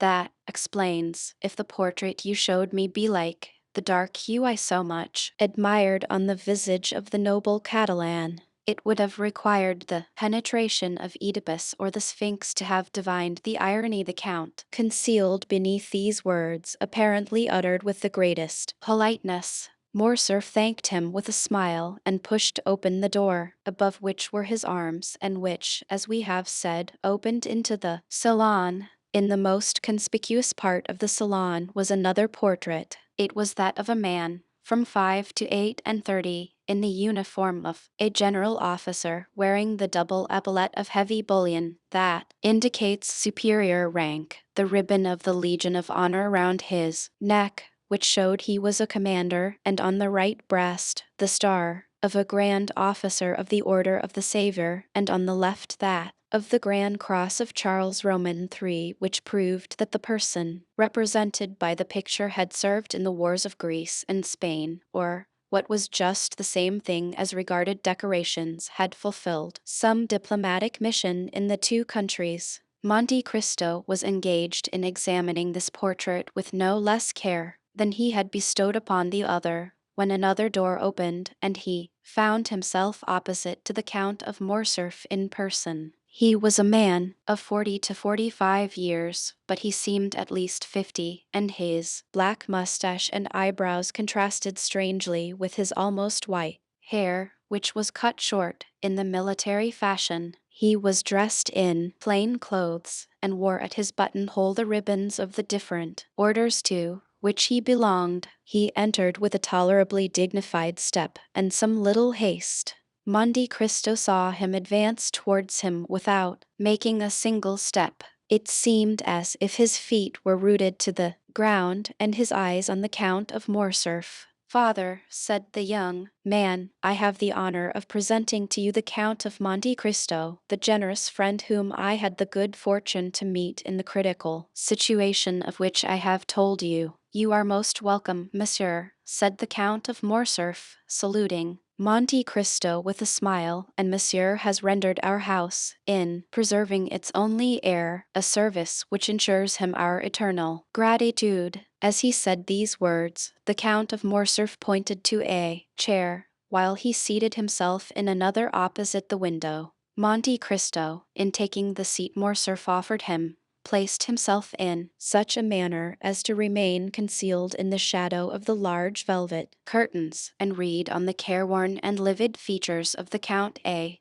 whole history of secret griefs written in each wrinkle time had planted there. The Countess, said Morcerf, was at her toilet when she was informed of the visit she was about to receive. She will, however, be in the salon in 10 minutes. "It is a great honor to me," returned Monte Cristo, "to be thus, on the first day of my arrival in Paris, brought in contact with a man whose merit equals his reputation, and to whom fortune has for once been equitable. But has she not still on the plains of Medija or in the mountains of Atlas a marshal's staff to offer you?" "Oh," replied Morcerf, reddening slightly, "I have left the service, monsieur. Made a peer at the Restoration, I served through the first campaign under the orders of Marshal Bermont. I could, therefore, expect a higher rank, and who knows what may have happened had the elder branch remained on the throne? But the Revolution of July was, it seems, sufficiently glorious to allow itself to be ungrateful, and it was so for all services that did not date from the imperial period. I tendered my resignation, for when you have gained your epaulettes on the battlefield, you do not know how to maneuver on the slippery grounds of the salons. I have hung up my sword and cast myself into politics. I have devoted myself to industry. I study the useful arts. During the 20 years I served, I often wished to do so, but I had not the time." "These are the ideas that render your nation superior to any other," returned Monte Cristo. "A gentleman of high birth, possessor of an ample fortune, you have consented to gain your promotion as an obscure soldier, step by step. This is uncommon. then become General, Peer of France, Commander of the Legion of Honor, you consent to again commence a second apprenticeship without any other hope or any other desire than that of one day becoming useful to your fellow creatures. This, truly, is praiseworthy, no more. It is sublime. Albert looked on and listened with astonishment. He was not used to see Monte Cristo give vent to such bursts of enthusiasm. Alas, continued the stranger, doubtless to dispel the slight cloud that covered Morcerf's brow, we do not act thus in Italy. We grow according to our race and our species, and we pursue the same lines, and often the same uselessness, all our lives. But, monsieur, said the Count of Morcerf, for a man of your merit, Italy is not a country, and France opens her arms to receive you. Respond to her call. France will not, perhaps, be always ungrateful. She treats her children ill, but she always welcomes strangers. Ah, father, said Albert with a smile, it is evident you do not know the Count of Monte Cristo. He despises all honors, and contents himself with those written on his passport. That is the most just remark, replied the stranger, I ever heard made concerning myself. You have been free to choose your career, observed the Count of Morcerf with a sigh, and you have chosen the path strewed with flowers. Precisely, monsieur, replied Monte Cristo with one of those smiles that a painter could never represent or a physiologist analyze. If I did not fear to fatigue you, said the general, evidently charmed with the Count's manners, I would have taken you to the chamber. There is a debate very curious to those who are strangers to our modern senators. I shall be most grateful, monsieur, if you will, at some future time, renew your offer, but I have been flattered with the hope of being introduced to the Countess, and I will therefore wait. Ah, here is my mother, cried the Viscount. Monte Cristo turned round hastily and saw Madame de Morcerf at the entrance of the salon, at the door opposite to that by which her husband had entered, pale and motionless. When Monte Cristo turned round, she let fall her arm, which, for some unknown reason, had been resting on the gilded doorpost. She had been there some moments, and had heard the last words of the visitor. The latter rose and bowed to the Countess, who inclined herself, without speaking. Ah, good heavens, madam, said the Count, are you ill, or is it the heat of the room that affects you? Are you ill, mother? Cried the Viscount, springing towards her. She thanked them both with a smile. No, returned she, but I feel some emotion on seeing, for the first time, the man without whose intervention we should have been in tears and desolation. Monsieur, continued the Countess, advancing with the majesty of a queen, I owe to you the life of my son, and for this I bless you. Now, I thank you for the pleasure you give me in thus affording me the opportunity of thanking you as I have blessed you from the bottom of my heart. The Count bowed again, but lower than before. He was evening paler than Mercedes. Madam, said he, the Count and yourself recompense too generously a simple action. To save a man, to spare a father's feelings or a mother's sensibility, is not to do a good action, but a simple deed of humanity. At these words, uttered with the most exquisite sweetness and politeness, Madame de Morcerf replied, it is very fortunate for my son, monsieur, that he found such a friend, and I thank God that things are thus. And Mercedes raised her fine eyes to heaven with so fervent an expression of gratitude that the Count fancied he saw tears in them. M. de Morcerf approached her. Madam, said he, I have already made my excuses to the Count for quitting him, and I pray you to do so also. The sitting commences at 2. It is now 3, and I am to speak. Go, then, and monsieur and I will strive our best to forget your absence, replied the Countess, with the same tone of deep feeling. Monsieur, continued she, turning to Monte Cristo, will you do us the honor of passing the rest of the day with us? Believe me, madam, I feel most grateful for your kindness, but I got out of my traveling carriage at your door this morning, and I am ignorant how I am installed in Paris, which I scarcely know. This is but a trifling inquietude, I know, but one that may be appreciated. We shall have the pleasure another time, said the Countess. You promise that? Monte Cristo inclined himself without answering, but the gesture may pass for assent. I will not detain you, monsieur, continued the Countess.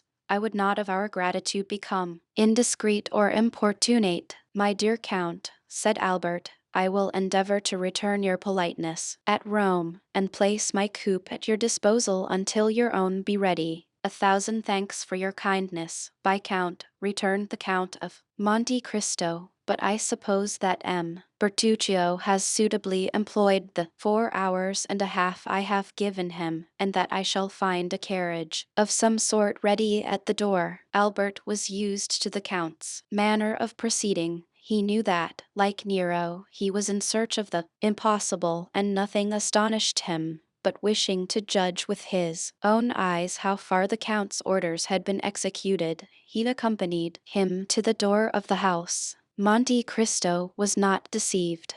As soon as he appeared in the Count of Morcerf's antechamber, a footman, the same who at Rome had brought the Count's card to the 2 young men and announced his visit, sprang into the vestibule, and when he arrived at the door the illustrious traveler found his carriage awaiting him. It was a coupe of collars building, and with horses and harness for which Drake had, to the knowledge of all the lions of Paris, refused on the previous day 700 guineas. Monsieur, said the Count to Albert, I do not ask you to accompany me to my house, as I can only show you a habitation fitted up in a hurry, and I have, as you know, a reputation to keep up as regards not being taken by surprise. Give me, therefore, 1 more day before I invite you. I shall then be certain not to fail in my hospitality. If you ask me for a day, Count, I know what to anticipate. It will not be a house I shall see, but a palace. You have decidedly some genius at your control. Ma foi, spread that idea, replied the Count of Monte Cristo, putting his foot on the velvet-lined steps of his splendid carriage, and that will be worth something to me among the ladies. As he spoke, he sprang into the vehicle. The door was closed, but not so rapidly that Monte Cristo failed to perceive the almost imperceptible movement which stirred the curtains of the apartment in which he had left Madame de Morcerf. When Albert returned to his mother, he found her in the boudoir, reclining in a large velvet armchair, the whole room so obscure that only the shining spangle, fastened here and there to the drapery, and the angles of the gilded frames of the pictures, showed with some degree of brightness in the gloom. Albert could not see the face of the Countess, as it was covered with a thin veil she had put on her head, and which fell over her features in misty folds, but it seemed to him as though her voice had altered. He could distinguish amid the perfumes of the roses and heliotropes in the flower stands the sharp and fragrant odor of volatile salts, and he noticed in one of the chased cups on the mantelpiece the Countess's smelling bottle, taken from its shagreen case, and exclaimed in a tone of uneasiness as he entered, My dear mother, have you been ill during my absence? No, no, Albert, but you know these roses, tuberoses, and orange flowers throw out at first, before one is used to them, such violent perfumes. Then, my dear mother, said Albert, putting his hand to the bell, they must be taken into the ante-chamber. You are really ill, and just now were so pale as you came into the room. Was I pale, Albert? Yes, a pallor that suits you admirably, mother, but which did not the less alarm my father and myself. Did your father speak of it? Inquired Mercedes eagerly. No, madam. But do you not remember that he spoke of the fact to you? Yes, I do remember, replied the Countess. A servant entered, summoned by Albert's ring of the bell. Take these flowers into the anteroom or dressing room, said the Viscount. They make the Countess ill. The footman obeyed his orders. A long pause ensued, which lasted until all the flowers were removed.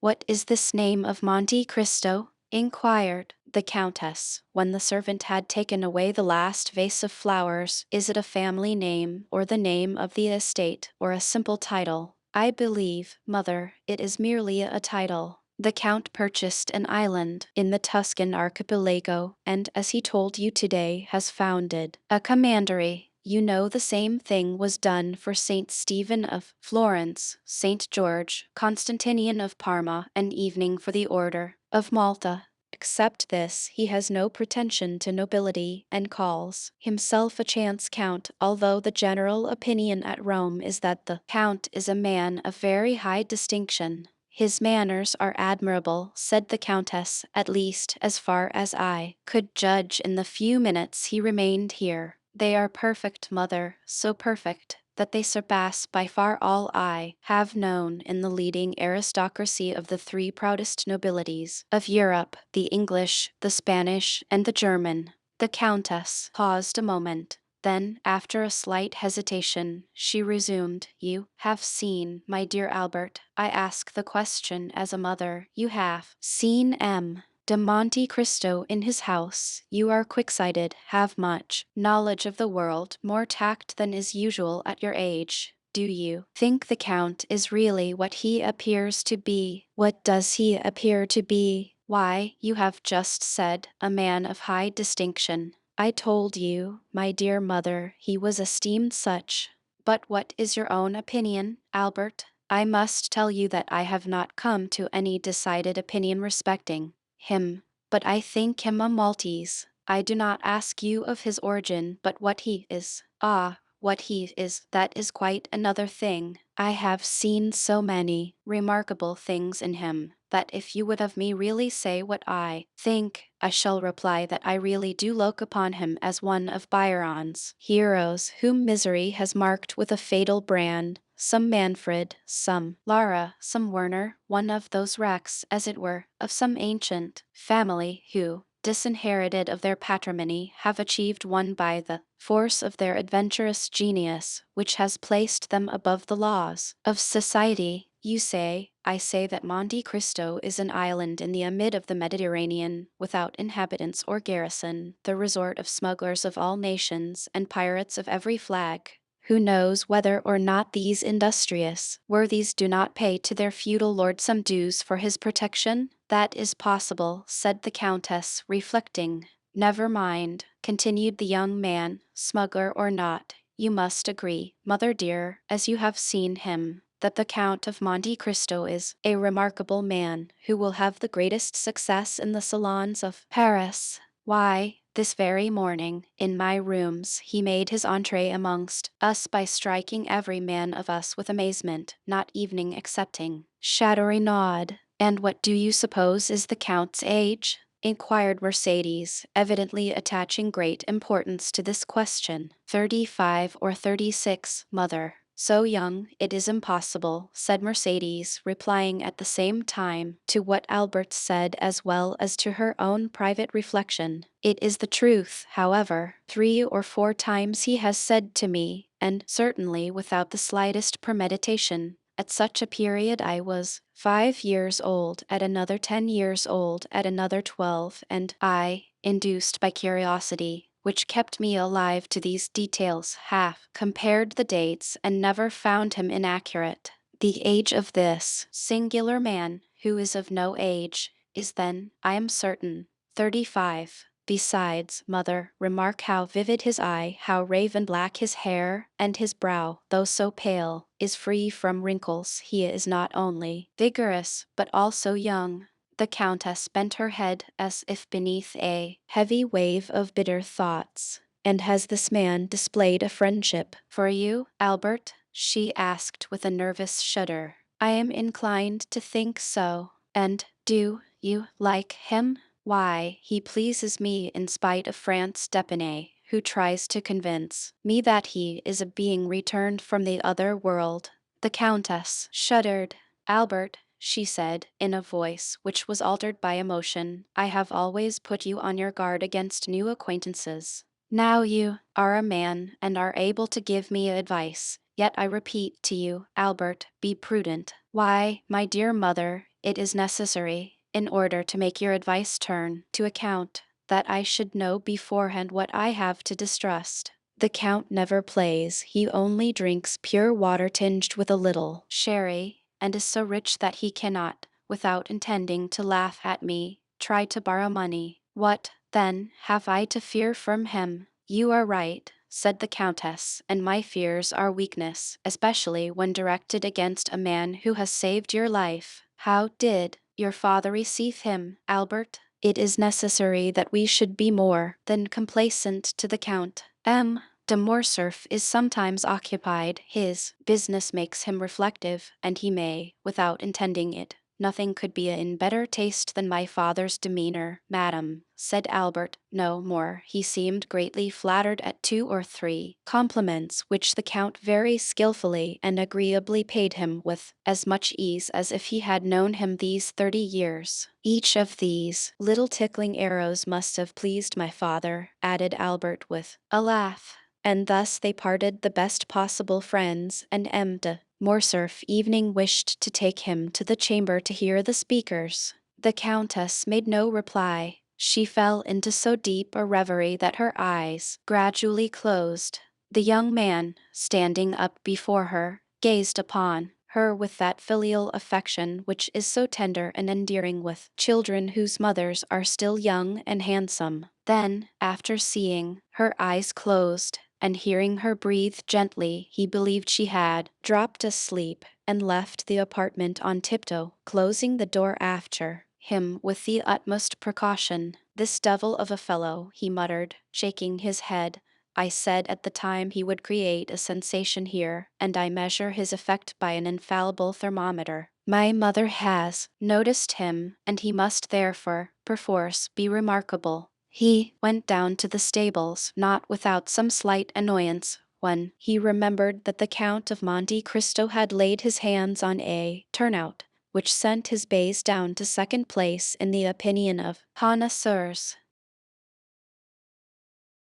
Chapter 42. Monsieur Bertuccio. Meanwhile the Count had arrived at his house. It had taken him 6 minutes to perform the distance, but these 6 minutes were sufficient to induce 20 young men who knew the price of the equipage they had been unable to purchase themselves, to put their horses in a gallop in order to see the rich foreigner who could afford to give 20 francs apiece for his horses. The house Ali had chosen, and which was to serve as a town residence to Monte Cristo, was situated on the right hand as you ascend the Champs-Élysées. A thick clump of trees and shrubs rose in the center and masked a portion of the front. Around this shrubbery, 2 alleys, like 2 arms, extended right and left, and formed a carriage drive from the iron gates to a double portico, on every step of which stood a porcelain vase filled with flowers.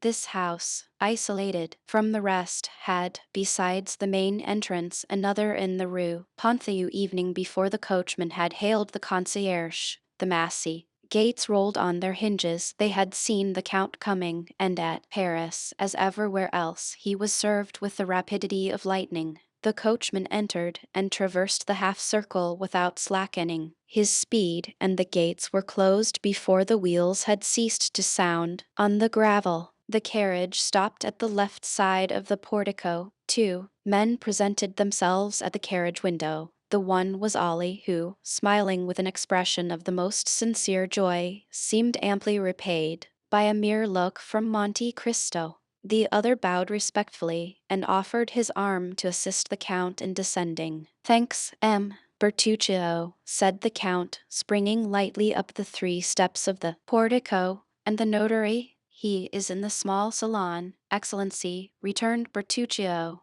And the cards I ordered to be engraved as soon as you knew the number of the house. Your Excellency, it is done already. I have been myself to the best engraver of the Palais Royal, who did the plate in my presence. The first card struck off was taken, according to your orders, to the Baron Danglars, Rue de la Chaussée d'Antin, No. 7. The others are on the mantelpiece of your Excellency's bedroom. Good. What o'clock is it? 4 o'clock. Monte Cristo gave his hat, cane, and gloves to the same French footman who had called his carriage at the Count of Morcerf's, and then he passed into the small salon, preceded by Bertuccio, who showed him the way. These are but indifferent marbles in this ante-chamber, said Monte Cristo. I trust all this will soon be taken away. Bertuccio bowed. As the steward had said, the notary awaited him in the small salon. He was a simple-looking lawyer's clerk, elevated to the extraordinary dignity of a provincial scrivener. You are the notary, empowered to sell the country house that I wish to purchase, monsieur? Asked Monte Cristo. Yes, Count, returned the notary. Is the deed of sale ready? Yes, Count. Have you brought it? Here it is. Very well, and where is this house that I purchase? Asked the Count, carelessly, addressing himself half to Bertuccio, half to the notary. The steward made a gesture that signified, I do not know. The notary looked at the Count with astonishment. What, said he, does not the Count know where the house he purchases is situated?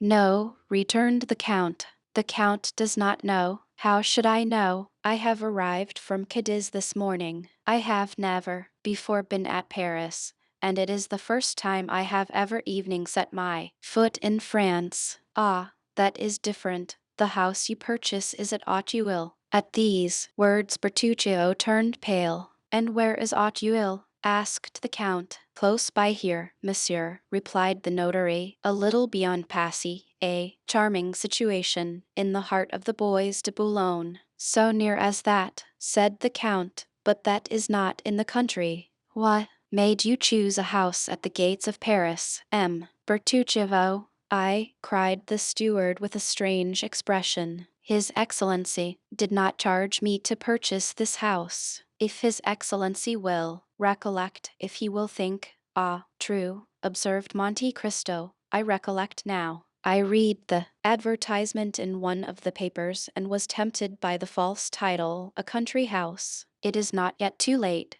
cried Bertuccio, eagerly, and if your Excellency will entrust me with the commission, I will find you a better, at Enghien, at Fontenay-aux Roses, or at Bellevue. Oh, no, returned Monte Cristo negligently, since I have this, I will keep it. And you are quite right, said the notary, who feared to lose his fee. It is a charming place, well supplied with spring water and fine trees. A comfortable habitation, although abandoned for a long time, without reckoning the furniture, which, although old, is yet valuable, now that old things are so much sought after. I suppose the Count has the tastes of the day. To be sure, returned Monte Cristo. It is very convenient. Then, it is more, it is magnificent. Peste, let us not lose such an opportunity, returned Monte Cristo. The deed, if you please, Mr. Notary. And he signed it rapidly, after having first run his eye over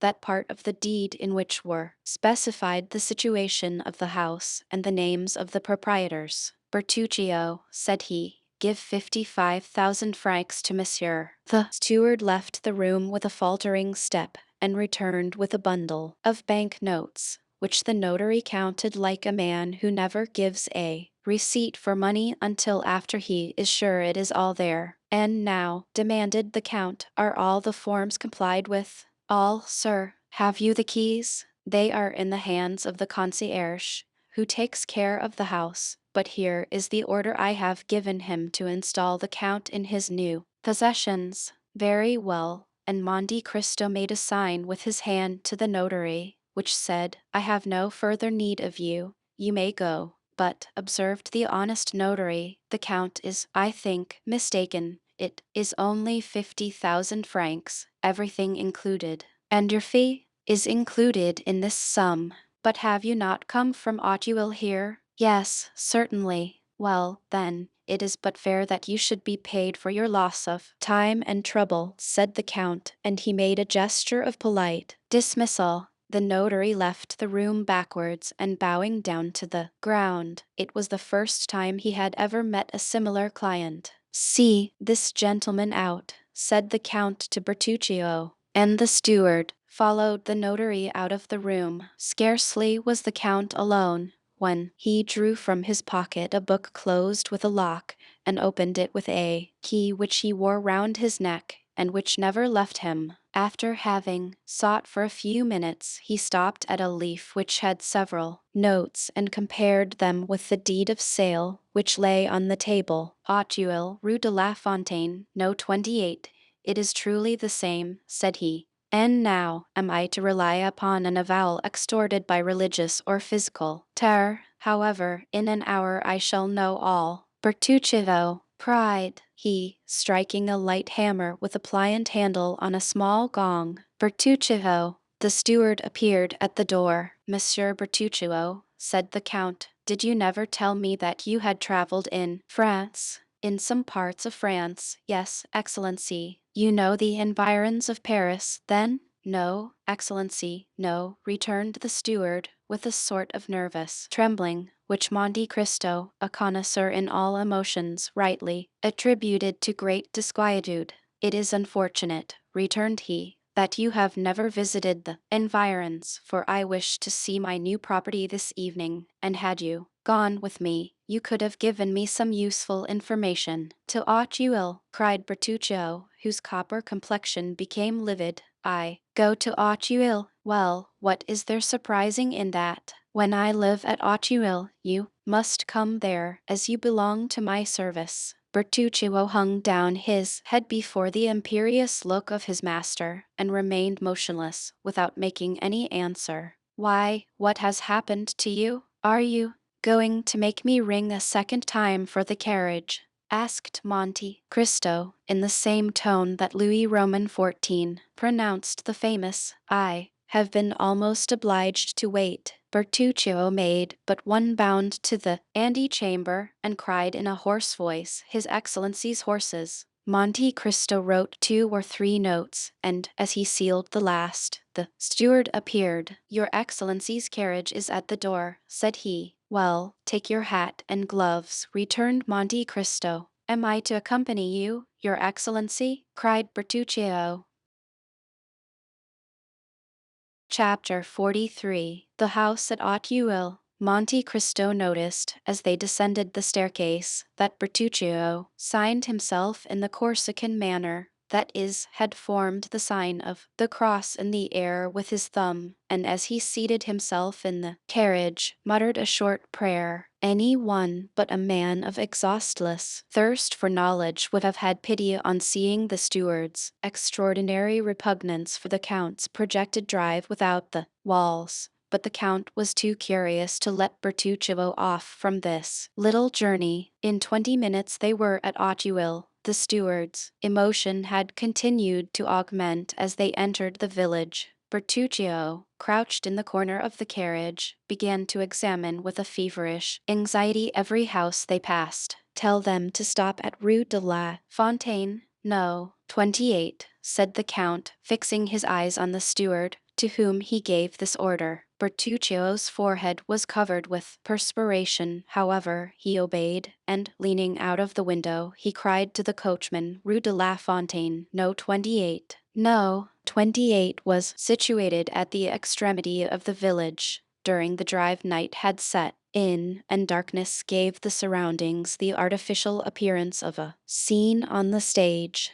The carriage stopped. The footman sprang off the box and opened the door. Well, said the Count, you do not get out, M. Bertuccio, you are going to stay in the carriage. Then, what are you thinking of this evening? Bertuccio sprang out, and offered his shoulder to the Count, who, this time, leaned upon it as he descended the 3 steps of the carriage. Knock, said the Count, and announce me. Bertuccio knocked, the door opened, and the concierge appeared. What is it? Asked he. It is your new master, my good fellow, said the footman, and he held out to the concierge the notary's order. The house is sold, then? Demanded the concierge, and this gentleman is coming to live here? Yes, my friend, returned the Count, and I will endeavor to give you no cause to regret your old master. Oh, monsieur, said the concierge, I shall not have much cause to regret him, for he came here but seldom. It is 5 years since he was here last, and he did well to sell the house, for it did not bring him in anything at all. What was the name of your old master? Said Monte Cristo. The Marquis of Saint Méran. Ah, I am sure he has not sold the house for what he gave for it. The Marquis of Saint Méran, returned the Count. The name is not unknown to me. The Marquis of Saint Méran. And he appeared to meditate. An old gentleman, continued the concierge, a stanch follower of the Bourbons. He had an only daughter, who married M. de Villefort, who had been the king's attorney at Nimes and afterwards at Versailles. Monte Cristo glanced at Bertuccio, who became whiter than the wall against which he leaned to prevent himself from falling. And is not this daughter dead? Demanded Monte Cristo. I fancy I have heard so. Yes, monsieur, 21 years ago, and since then we have not seen the poor Marquis 3 times. Thanks, said Monte Cristo, judging from the steward's utter prostration that he could not stretch the cord further without danger of breaking it. Give me a light. Shall I accompany you, monsieur? No, it is unnecessary. Bertuccio will show me a light. And Monte Cristo accompanied these words by the gift of 2 gold pieces, which produced a torrent of thanks and blessings from the concierge. Ah, monsieur, said he, after having vainly searched on the mantelpiece and the shelves, I have not got any candles. Take one of the carriage lamps, Bertuccio, said the Count, and show me the apartments. The steward obeyed in silence, but it was easy to see, from the manner in which the hand that held the light trembled, how much it cost him to obey. They went over a tolerably large ground floor. A second floor consisted of a salon, a bathroom, and 2 bedrooms. Near one of the bedrooms they came to a winding staircase that led down to the garden. Ah, here is a private staircase, said the Count.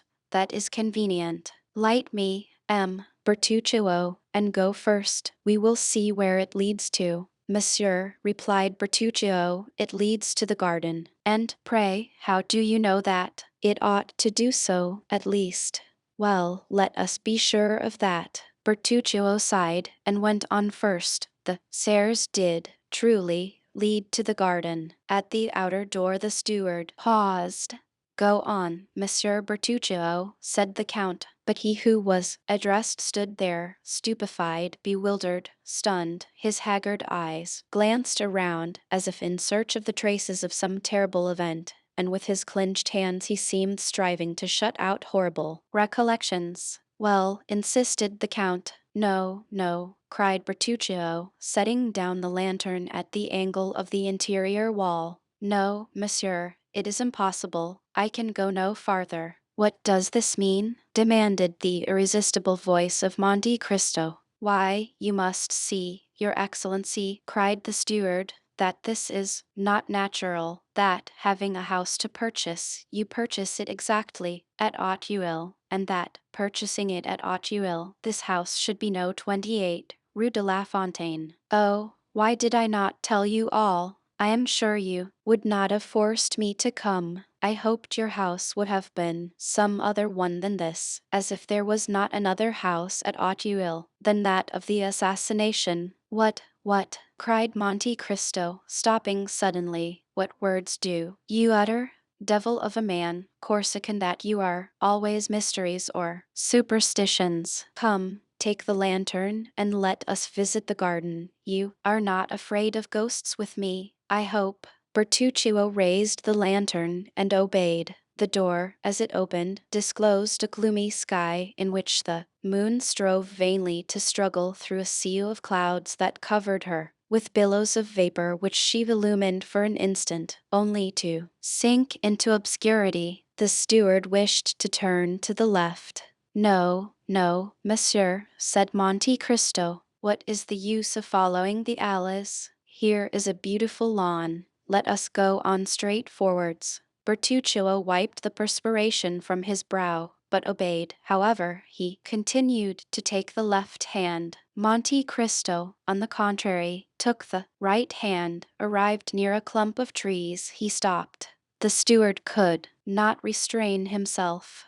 Move, monsieur, move away, I entreat you. You are exactly in the spot. What spot? Where he fell. My dear Monsieur Bertuccio, said Monte Cristo, laughing, control yourself. We are not at Sartina or at court. This is not a Corsican arbor, but an English garden, badly kept, I own, but still you must not calumniate it for that. Monsieur, I implore you do not stay there. I think you are going mad, Bertuccio, said the Count coldly. If that is the case, I warn you, I shall have you put in a lunatic asylum. Alas, Excellency, returned Bertuccio, joining his hands and shaking his head in a manner that would have excited the Count's laughter had not thoughts of a superior interest occupied him, and rendered him attentive to the least revelation of this timorous conscience. Alas, Excellency, the evil has arrived.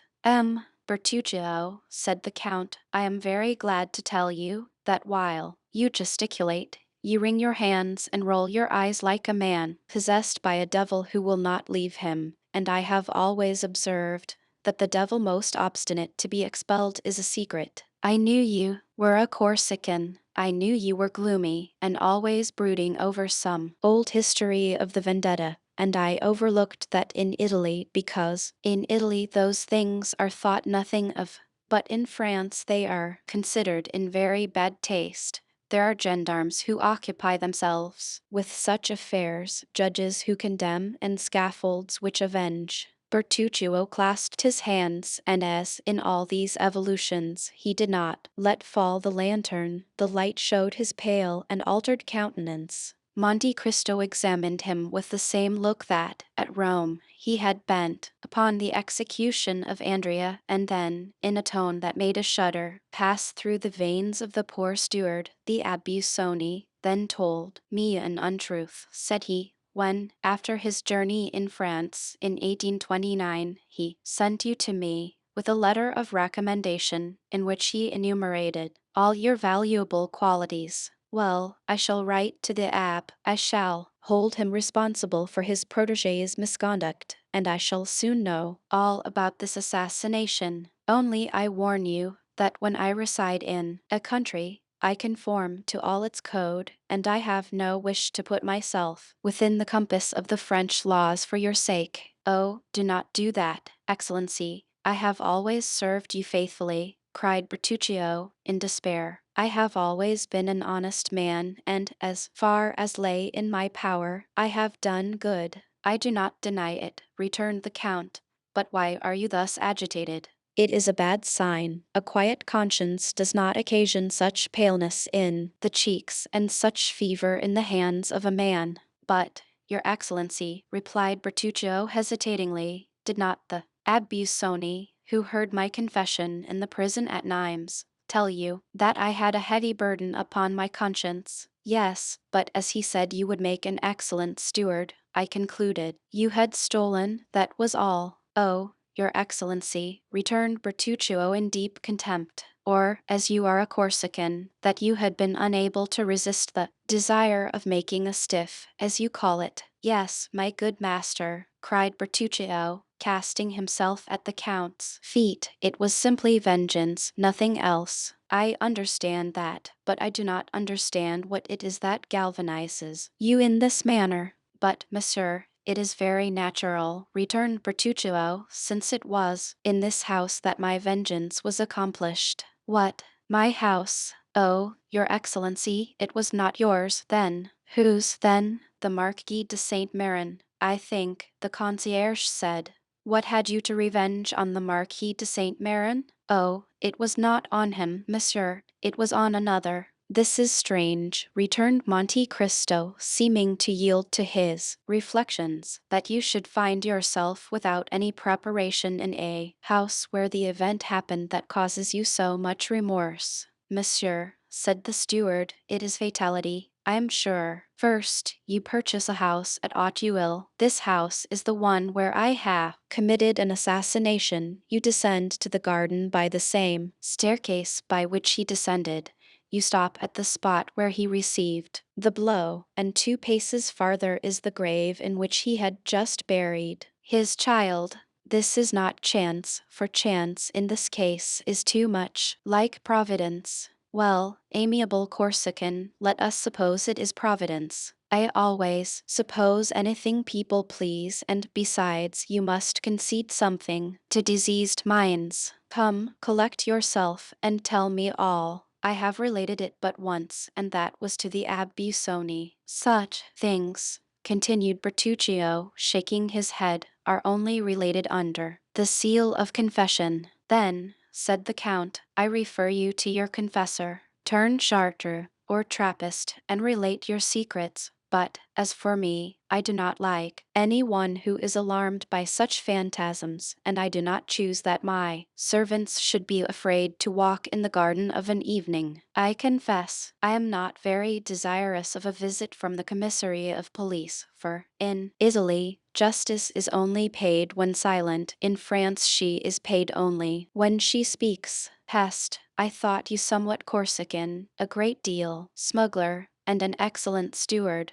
But I see you have other strings to your bow. You are no longer in my service, Monsieur Bertuccio. Though, your Excellency, cried the steward, struck with terror at this threat, if that is the only reason I cannot remain in your service, I will tell all, for if I quit you, it will only be to go to the scaffold. That is different, replied Monte Cristo. But if you intend to tell an untruth, reflect it were better not to speak at all. No, monsieur, I swear to you, by my hopes of salvation, I will tell you all, for the Abbe Busoni himself only knew a part of my secret.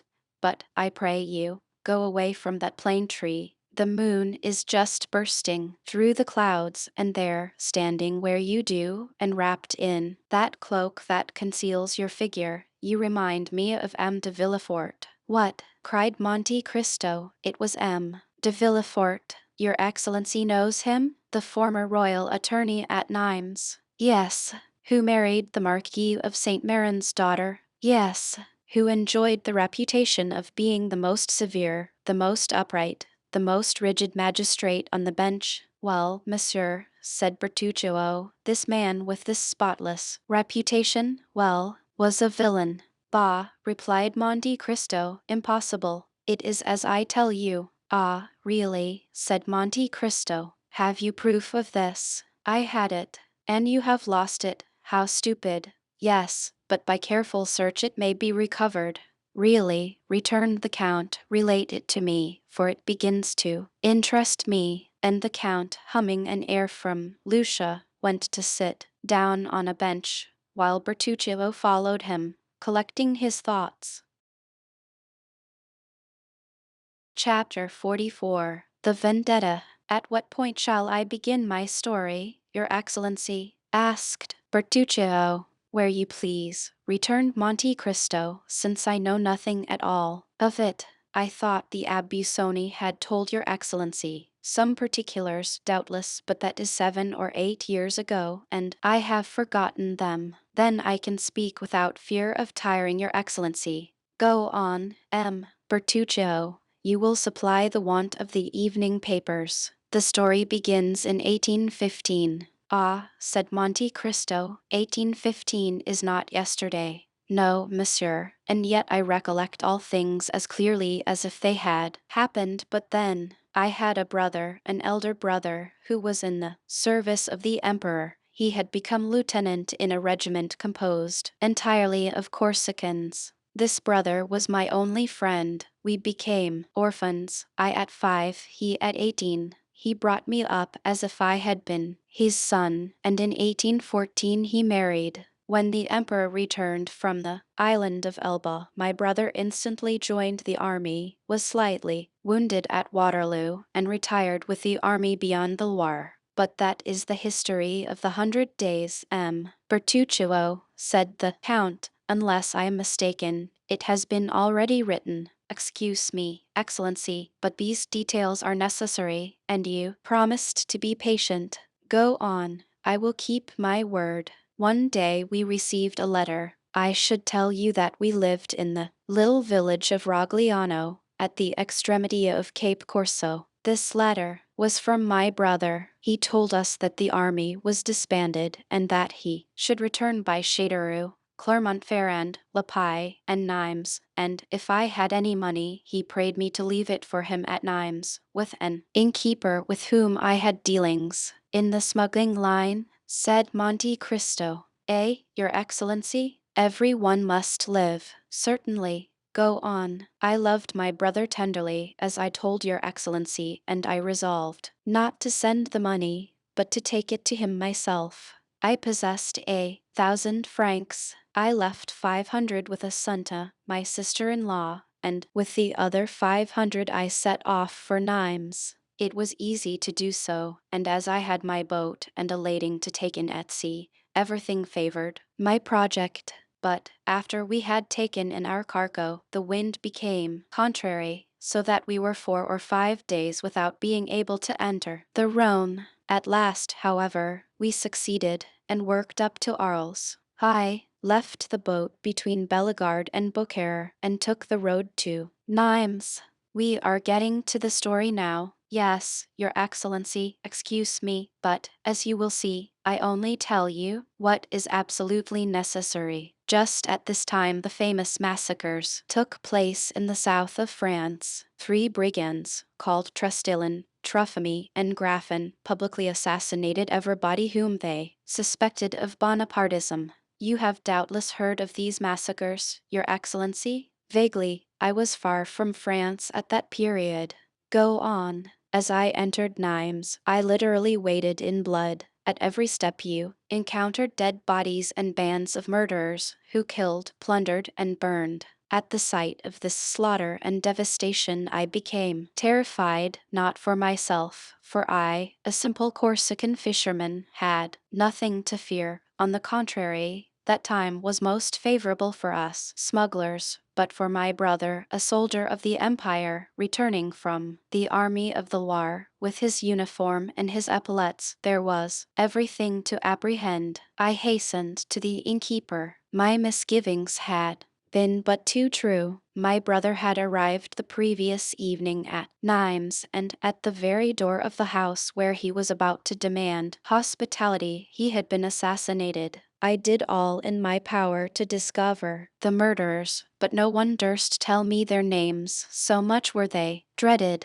I then thought of that French justice of which I had heard so much, and which feared nothing, and I went to the king's attorney. And this king's attorney was named Villefort, asked Monte Cristo, carelessly. Yes, Your Excellency, he came from Marseille, where he had been deputy procureur. His zeal had procured him advancement, and he was said to be one of the first who had informed the government of the departure from the island of Elba. Then, said Monte Cristo, you went to him? Monsieur, I said, my brother was assassinated yesterday in the streets of Nimes. I know not by whom, but it is your duty to find out. You are the representative of justice here, and it is for justice to avenge those she has been unable to protect. Who was your brother? Asked he. A lieutenant in the Corsican battalion. A soldier of the usurper, then? A soldier of the French army. Well, replied he has smitten with the sword, and he has perished by the sword. You are mistaken, monsieur, I replied. He has perished by the poniard.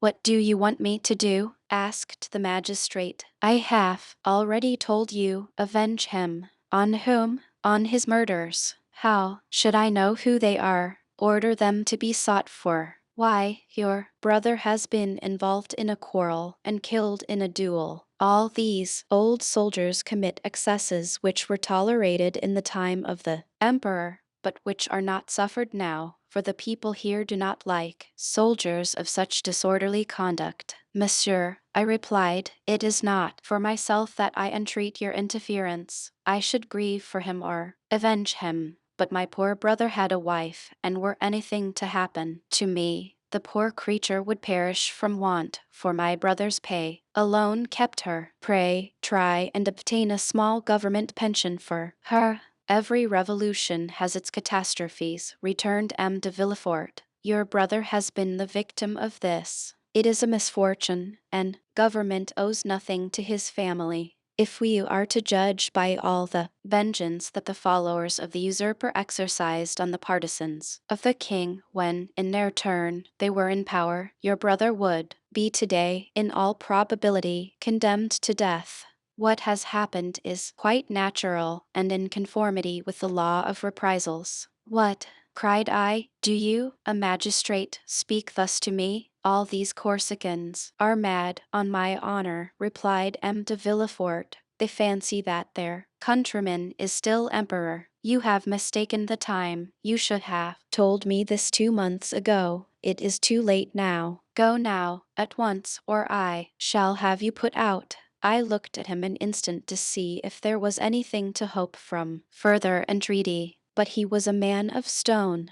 I approached him and said, in a low voice, well, since you know the Corsicans so well, you know that they always keep their word. You think that it was a good deed to kill my brother, who was a Bonapartist, because you are a royalist. Well, I, who am a Bonapartist also, declare one thing to you, which is that I will kill you. From this moment I declare the vendetta against you, so protect yourself as well as you can, for the next time we meet. Your last hour has come. And before he had recovered from his surprise, I opened the door and left the room. Well, well, said Monte Cristo, such an innocent-looking person as you are to do those things, M. Bertuccio, and to a king's attorney at that. But did he know what was meant by the terrible word vendetta? He knew so well that from that moment he shut himself in his house, and never went out unattended, seeking me high and low. Fortunately, I was so well concealed that he could not find me. Then he became alarmed and dared not stay any longer at Nimes.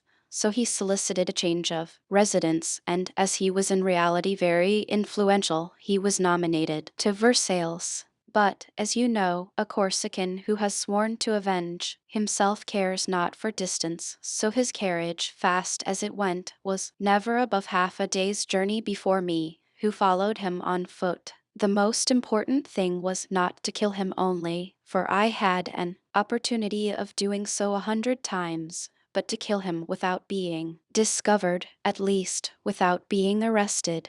I no longer belonged to myself, for I had my sister-in-law to protect and provide for. For 3 months I watched M. de Villefort. For 3 months he took not a step out of doors without my following him. At length I discovered that he went mysteriously to Auteuil. I followed him there, and I saw him enter the house where we now are, only instead of entering by the great door that looks into the street, he came on horseback or in his carriage, left the one or the other at the little inn, and entered by the gate you see there. Monte Cristo made a sign with his head to show that he could discern in the darkness the door to which Bertuccio alluded. As I had nothing more to do at Versailles, I went to Auteuil and gained all the information I could. If I wished to surprise him, it was evident this was the spot to lie in wait for him. The house belonged, as the concierge informed your excellency, to M. de Saint-Méran, Villefort's father-in-law. M. de Saint-Méran lived at Marseille, so that this country house was useless to him, and it was reported to be let to a young widow, known only by the name of the Baroness. One evening, as I was looking over the wall, I saw a young and handsome woman who was walking alone in that garden, which was not overlooked by any windows, and I guessed that she was awaiting M. de Villefort. When she was sufficiently near for me to distinguish her features, I saw she was from 18 to 19, tall and very fair, as she had a loose muslin dress on, and as nothing concealed her figure, I saw she would before long become a mother. A few moments after, the little door was opened and a man entered. The young woman hastened to meet him. They threw themselves into each other's arms, embraced tenderly, and returned together to the house. The man was M. de Villefort. I fully believed that when he went out in the night he would be forced to traverse the whole of the garden alone, and asked the count, "Did you ever know the name of this woman?" "No, excellency," returned Bertuccio. "You will see that I had no time to learn it. Go on." That evening, continued Bertuccio, I could have killed the procureur, but as I was not sufficiently acquainted with the neighborhood, I was fearful of not killing him on the spot, and that if his cries were overheard I may be taken. So I put it off until the next occasion, and, in order that nothing should escape me, I took a chamber looking into the street bordered by the wall of the garden. 3 days after, about 7 o'clock in the evening, I saw a servant on horseback leave the house at full gallop and take the road to Severs. I concluded that he was going to Versailles, and I was not deceived. 3 hours later, the man returned covered with dust. His errand was performed, and 2 minutes after, another man on foot, muffled in a mantle, opened the little door of the garden, which he closed after him. I descended rapidly. Although I had not seen Villefort's face, I recognized him by the beating of my heart. I crossed the street and stopped at a post placed at the angle of the wall, and by means of which I had once before looked into the garden. This time I did not content myself with looking, but I took my knife out of my pocket, felt that the point was sharp, and sprang over the wall. My first care was to run to the door. He had left the key in it, taking the simple precaution of turning it twice in the lock. Nothing, then, preventing my escape by this means, I examined the grounds. The garden was long and narrow. A stretch of smooth turf extended down the middle, and at the corners were clumps of trees with thick and massy foliage that made a background for the shrubs and flowers. In order to go from the door to the house, or from the house to the door, M. de Villefort would be obliged to pass by one of these clumps of trees. It was the end of September. The wind blew violently. The faint glimpses of the pale moon, hidden momentarily by masses of dark clouds that were sweeping across the sky, whitened the gravel walks that led to the house, but were unable to pierce the obscurity of the thick shrubberies, in which a man could conceal himself without any fear of discovery. I hid myself in the one nearest to the path Villefort must take, and scarcely was I there when, amidst the gusts of wind, I fancied I heard groans. But you know, or rather you do not know, Your Excellency, that he who is about to commit an assassination fancies that he hears low cries perpetually ringing in his ears. 2 hours passed thus, during which I imagined I heard moans repeatedly. Midnight struck. As the last stroke died away, I saw a faint light shine through the windows of the private staircase by which we have just descended. The door opened, and the man in the mantle reappeared. The terrible moment had come, but I had so long been prepared for it that my heart did not fail in the least. I drew my knife from my pocket again, opened it, and made ready to strike. The man in the mantle advanced towards me, but as he drew near I saw that he had a weapon in his hand. I was afraid, not of a struggle, but of a failure. When he was only a few paces from me, I saw that what I had taken for a weapon was only a spade. I was still unable to divine for what reason M. de Villefort had this spade in his hands, when he stopped close to the thicket where I was, glanced round, and began to dig a hole in the earth. I then perceived that he was hiding something under his mantle, which he laid on the grass in order to dig more freely. Then, I confess, curiosity mingled with hatred. I wished to see what Villefort was going to do there, and I remained motionless, holding my breath. Then an idea crossed my mind, which was confirmed when I saw the procureur lift from under his mantle a box 2 feet long and 6 or 8 inches deep. I let him place the box in the hole he had made. Then, while he stamped with his feet to remove all traces of his occupation, I rushed on him and plunged my knife into his breast, exclaiming, "I am Giovanni Bertuccio, your death for my brothers, your treasure for his widow. You seest that my vengeance is more complete than I had hoped." I know not if he heard these words. I think he did not, for he fell without a cry. I felt his blood gush over my face, but I was intoxicated. I was delirious, and the blood refreshed instead of burning me. In a second I had disinterred the box. Then, that it may not be known I had done so, I filled up the hole, threw the spade over the wall, and rushed through the door, which I double-locked, carrying off the key. "Ah," said Monte Cristo, "it seems to me this was nothing but murder and robbery." "No, your Excellency," returned Bertuccio, "it was a vendetta followed by restitution." "And was the sum a large one?" "It was not money." "Ah, I recollect," replied the Count. "Did you not say something of an infant?" "Yes, Excellency." I hastened to the river, sat down on the bank, and, with my knife, forced open the lock of the box. In a fine linen cloth was wrapped a newborn child. Its purple visage and its violet-colored hands showed that it had perished from suffocation. But as it was not yet cold, I hesitated to throw it into the water that ran at my feet. After a moment I fancied that I felt a slight pulsation of the heart, and as I had been assistant at the hospital at Bastia, I did what a doctor would have done. I inflated the lungs by blowing air into them, and at the expiration of a quarter of an hour, it began to breathe, and cried feebly. In my turn I uttered a cry, but a cry of joy.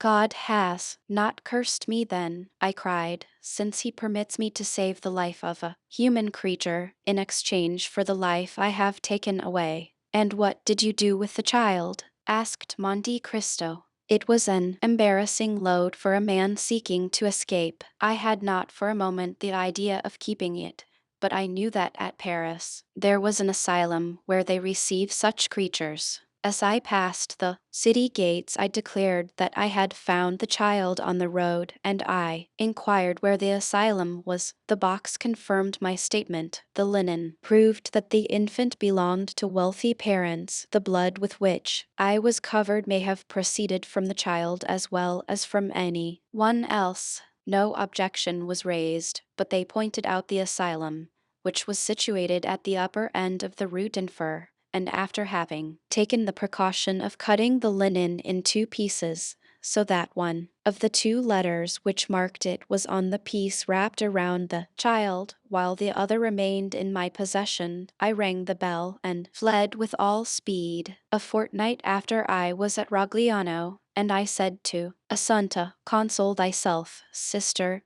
Israel is dead, but he is avenged." She demanded what I meant, and when I had told her all, "Giovanni," said she, "you should have brought this child with you. We would have replaced the parents it has lost, have called it Benedetto, and then, in consequence of this good action, God would have blessed us." In reply, I gave her the half of the linen I had kept in order to reclaim him if we became rich. "What letters were marked on the linen?" said Monte Cristo. "An H and an N, surmounted by a baron's coronet." "By heaven, M. Bertuccio, you make use of heraldic terms. Where did you study heraldry?" "In your service, Excellency, where everything is learned." "Go on. I am curious to know two things." "What are they, your Excellency?" "What became of this little boy? For I think you told me it was a boy." "M. Bertuccio." "No, Excellency, I do not recollect telling you that." "I thought you did.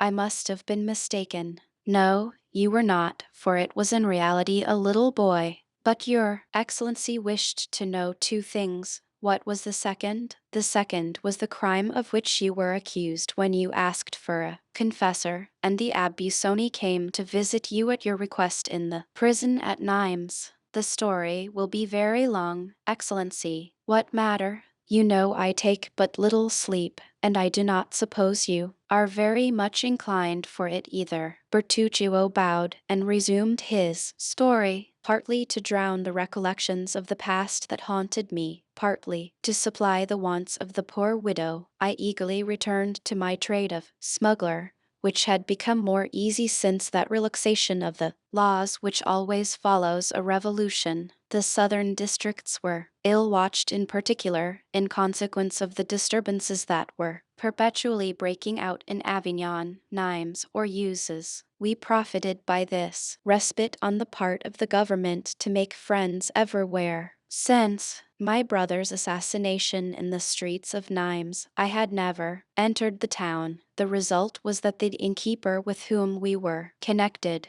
seeing that we would no longer come to him, was forced to come to us and had established a branch to his inn on the road from Bellegarde to Beaucaire at the sign of the Pont du Gard. We had thus, at Aigues Mortes, Martigues, or Bouc, a dozen places where we left our goods, and where, in case of necessity, we concealed ourselves from the gendarmes and custom house officers. Smuggling is a profitable trade when a certain degree of vigor and intelligence is employed. As for myself, brought up in the mountains, I had a double motive for fearing the gendarmes and custom house officers, as my appearance before the judges would cause an inquiry, and an inquiry always looks back into the past. And in my past life they may find something far more grave than the selling of smuggled cigars or barrels of brandy without a permit. So, preferring death to capture, I accomplished the most astonishing deeds, and which, more than once, showed me that the too great care we take of our bodies is the only obstacle to the success of those projects which require rapid decision and vigorous and determined execution. In reality, when you have once devoted your life to your enterprises, you are no longer the equal of other men, or rather, other men are no longer your equals, and whoever has taken this resolution feels his strength and resources doubled. Philosophy, M. Bertuccio, interrupted the Count. You have done a little of everything in your life. Oh, Excellency, no, no, but philosophy at 10:30 at night is somewhat late. Yet I have no other observation to make, for what you say is correct, which is more than can be said for all philosophy. My journeys became more and more extensive and more productive. Asanta took care of all, and our little fortune increased. One day, as I was setting off on an expedition, "Go," said she, "at your return I will give you a surprise." I questioned her, but in vain. She would tell me nothing, and I departed. Our expedition lasted nearly 6 weeks. We had been to Lucca to take in oil, to Leghorn for English cottons, and we ran our cargo without opposition and returned home full of joy. When I entered the house, the first thing I beheld in the middle of Assunta's chamber was a cradle that may be called sumptuous compared with the rest of the furniture, and in it a baby 7 or 8 months old. I uttered a cry of joy. The only moments of sadness I had known since the assassination of the procureur were caused by the recollection that I had abandoned this child. For the assassination itself I had never felt any remorse. Poor Assunta had guessed all. She had profited by my absence and furnished with a half of the linen, and having written down the day and hour at which I had deposited the child at the asylum, had set off for Paris and had reclaimed it. No objection was raised, and the infant was given up to her. Ah, I confess, Your Excellency, when I saw this poor creature sleeping peacefully in its cradle, I felt my eyes filled with tears. Ah, Assunta, cried I, you are an excellent woman, and heaven will bless you. This, said Monte Cristo, is less correct than your philosophy. It is only faith. Alas, Your Excellency is right, replied Bertuccio, and God made this infant the instrument of our punishment. Never did a perverse nature declare itself more prematurely, and yet it was not owing to any fault in his bringing up. He was a most lovely child, with large blue eyes of that deep color that harmonizes so well with the blonde complexion. Only his hair, which was too light, gave his face a most singular expression, and added to the vivacity of his look and the malice of his smile. Unfortunately, there is a proverb which says that red is either altogether good or altogether bad. The proverb was but too correct. As regarded Benedetto, an evening in his infancy he manifested the worst disposition. It is true that the indulgence of his foster mother encouraged him. This child, for whom my poor sister would go to the town 5 or 6 leagues off, to purchase the earliest fruits and the most tempting sweetmeats, preferred to Palma grapes or Genos preserves, the chestnuts stolen from a neighbor's orchard, or the dried apples in his loft,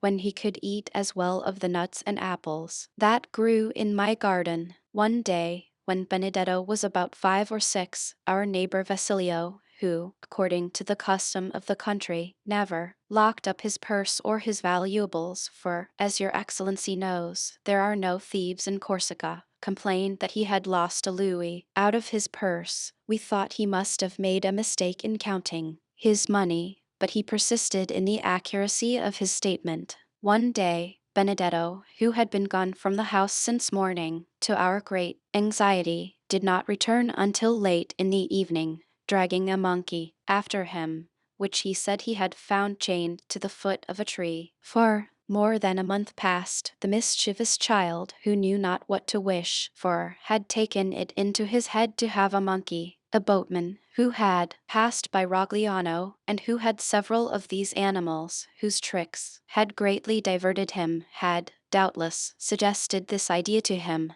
Monkeys are not found in our woods chained to trees, said I. Confess how you obtained this animal. Benedetto maintained the truth of what he had said, and accompanied it with details that did more honor to his imagination than to his veracity. I became angry. He began to laugh. I threatened to strike him, and he made 2 steps backwards. You cannot beat me, said he. You have no right, for you are not my father. We never knew who had revealed this fatal secret, which we had so carefully concealed from him. However, it was this answer, in which the child's whole character revealed itself, that almost terrified me, and my arm fell without touching him. The boy triumphed, and this victory rendered him so audacious that all the money of Assunta, whose affection for him seemed to increase as he became more unworthy of it, was spent in caprices she knew not how to contend against,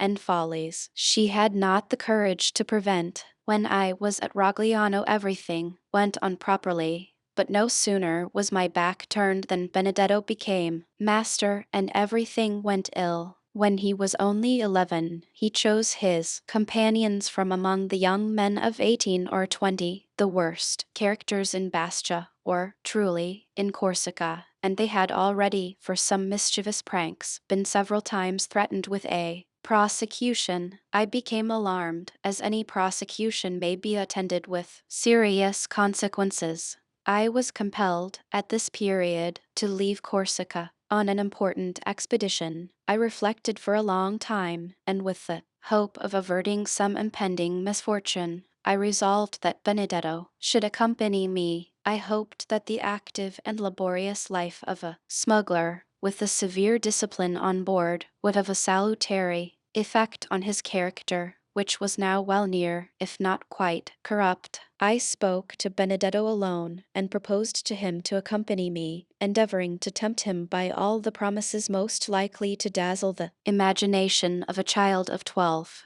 He heard me patiently, and when I had finished, burst out laughing. Are you mad, uncle? He called me by this name when he was in good humor. Do you think I am going to change the life I lead for your mode of existence, my agreeable indolence for the hard and precarious toil you impose on yourself, exposed to the bitter frost at night and the scorching heat by day, compelled to conceal yourself, and when you are perceived, receive a volley of bullets, all to earn a paltry sum? Why, I have as much money as I want. Mother Assunta always furnishes me when I ask for it. You see that I should be a fool to accept your offer. The arguments and his audacity perfectly stupefied me. Benedetto rejoined his associates, and I saw him from a distance point me out to them as a fool. Sweet child, murmured Monte Cristo. Oh, had he been my own son, replied Bertuccio, or even my nephew, I would have brought him back to the right road,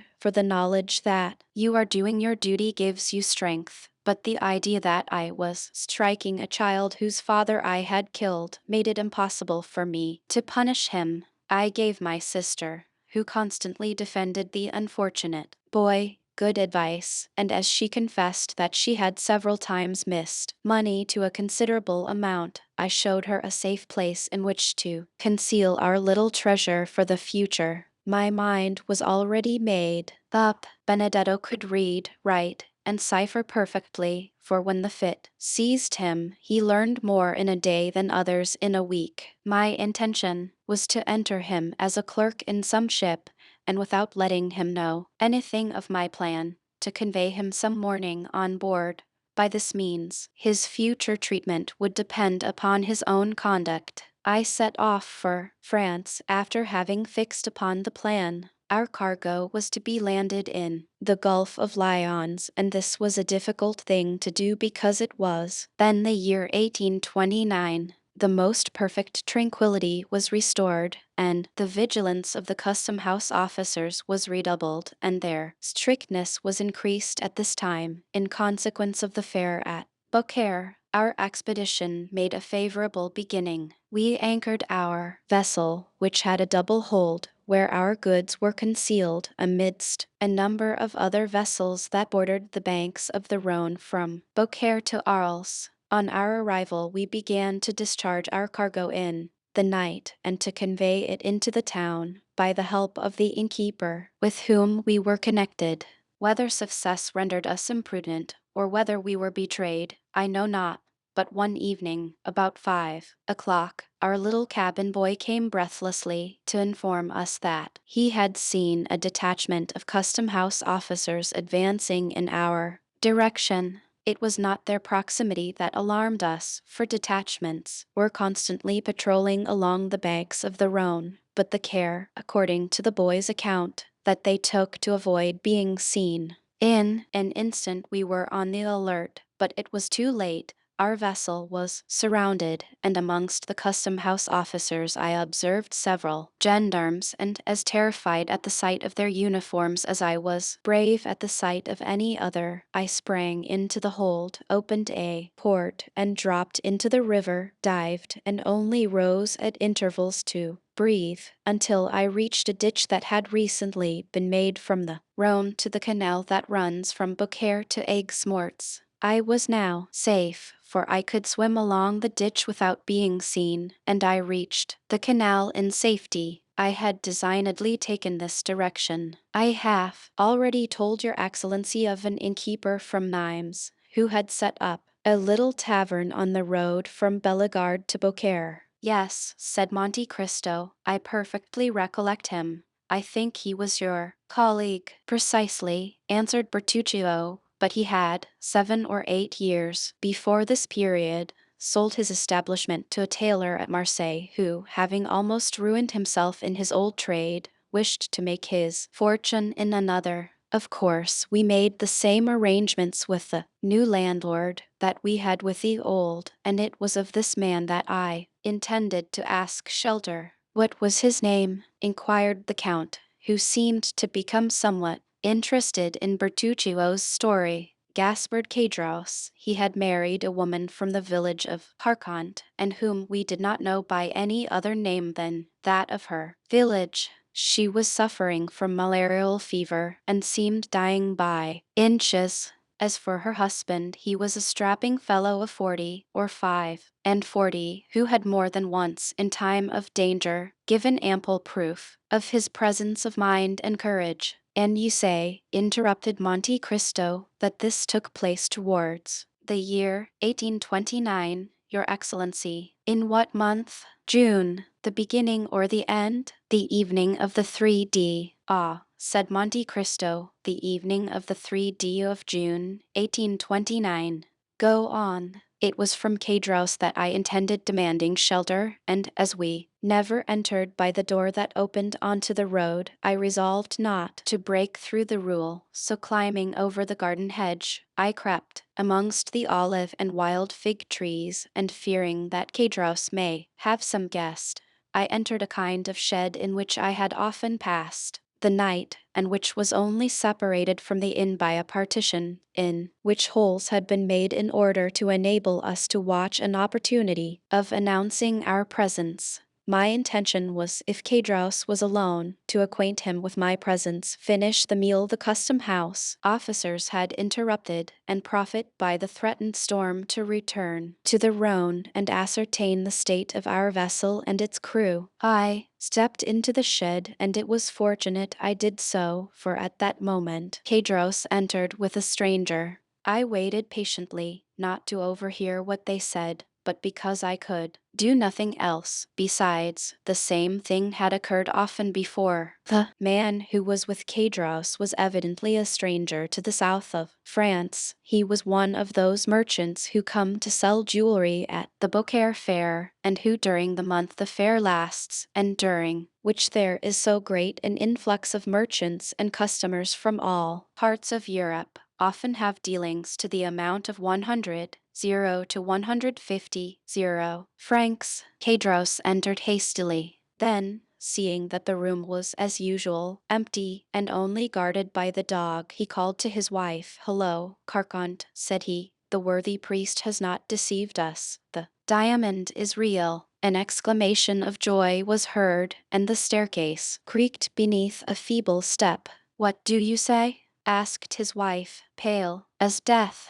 "I say that the diamond is real, and that this gentleman, one of the first jewelers of Paris, will give us 50 francs for it. Only, in order to satisfy himself that it really belongs to us, he wishes you to relate to him, as I have done already, the miraculous manner in which the diamond came into our possession. In the meantime, please to sit down, monsieur, and I will fetch you some refreshment." The jeweler examined attentively the interior of the inn and the apparent poverty of the persons who were about to sell him a diamond that seemed to have come from the casket of a prince. "Relate your story, madam," said he, wishing, no doubt, to profit by the absence of the husband so that the latter could not influence the wife's story, to see if the two recitals tallied. "Oh," returned she, "it was a gift of heaven. My husband was a great friend, in 1814 or 1815, of a sailor named Edmond Dantes.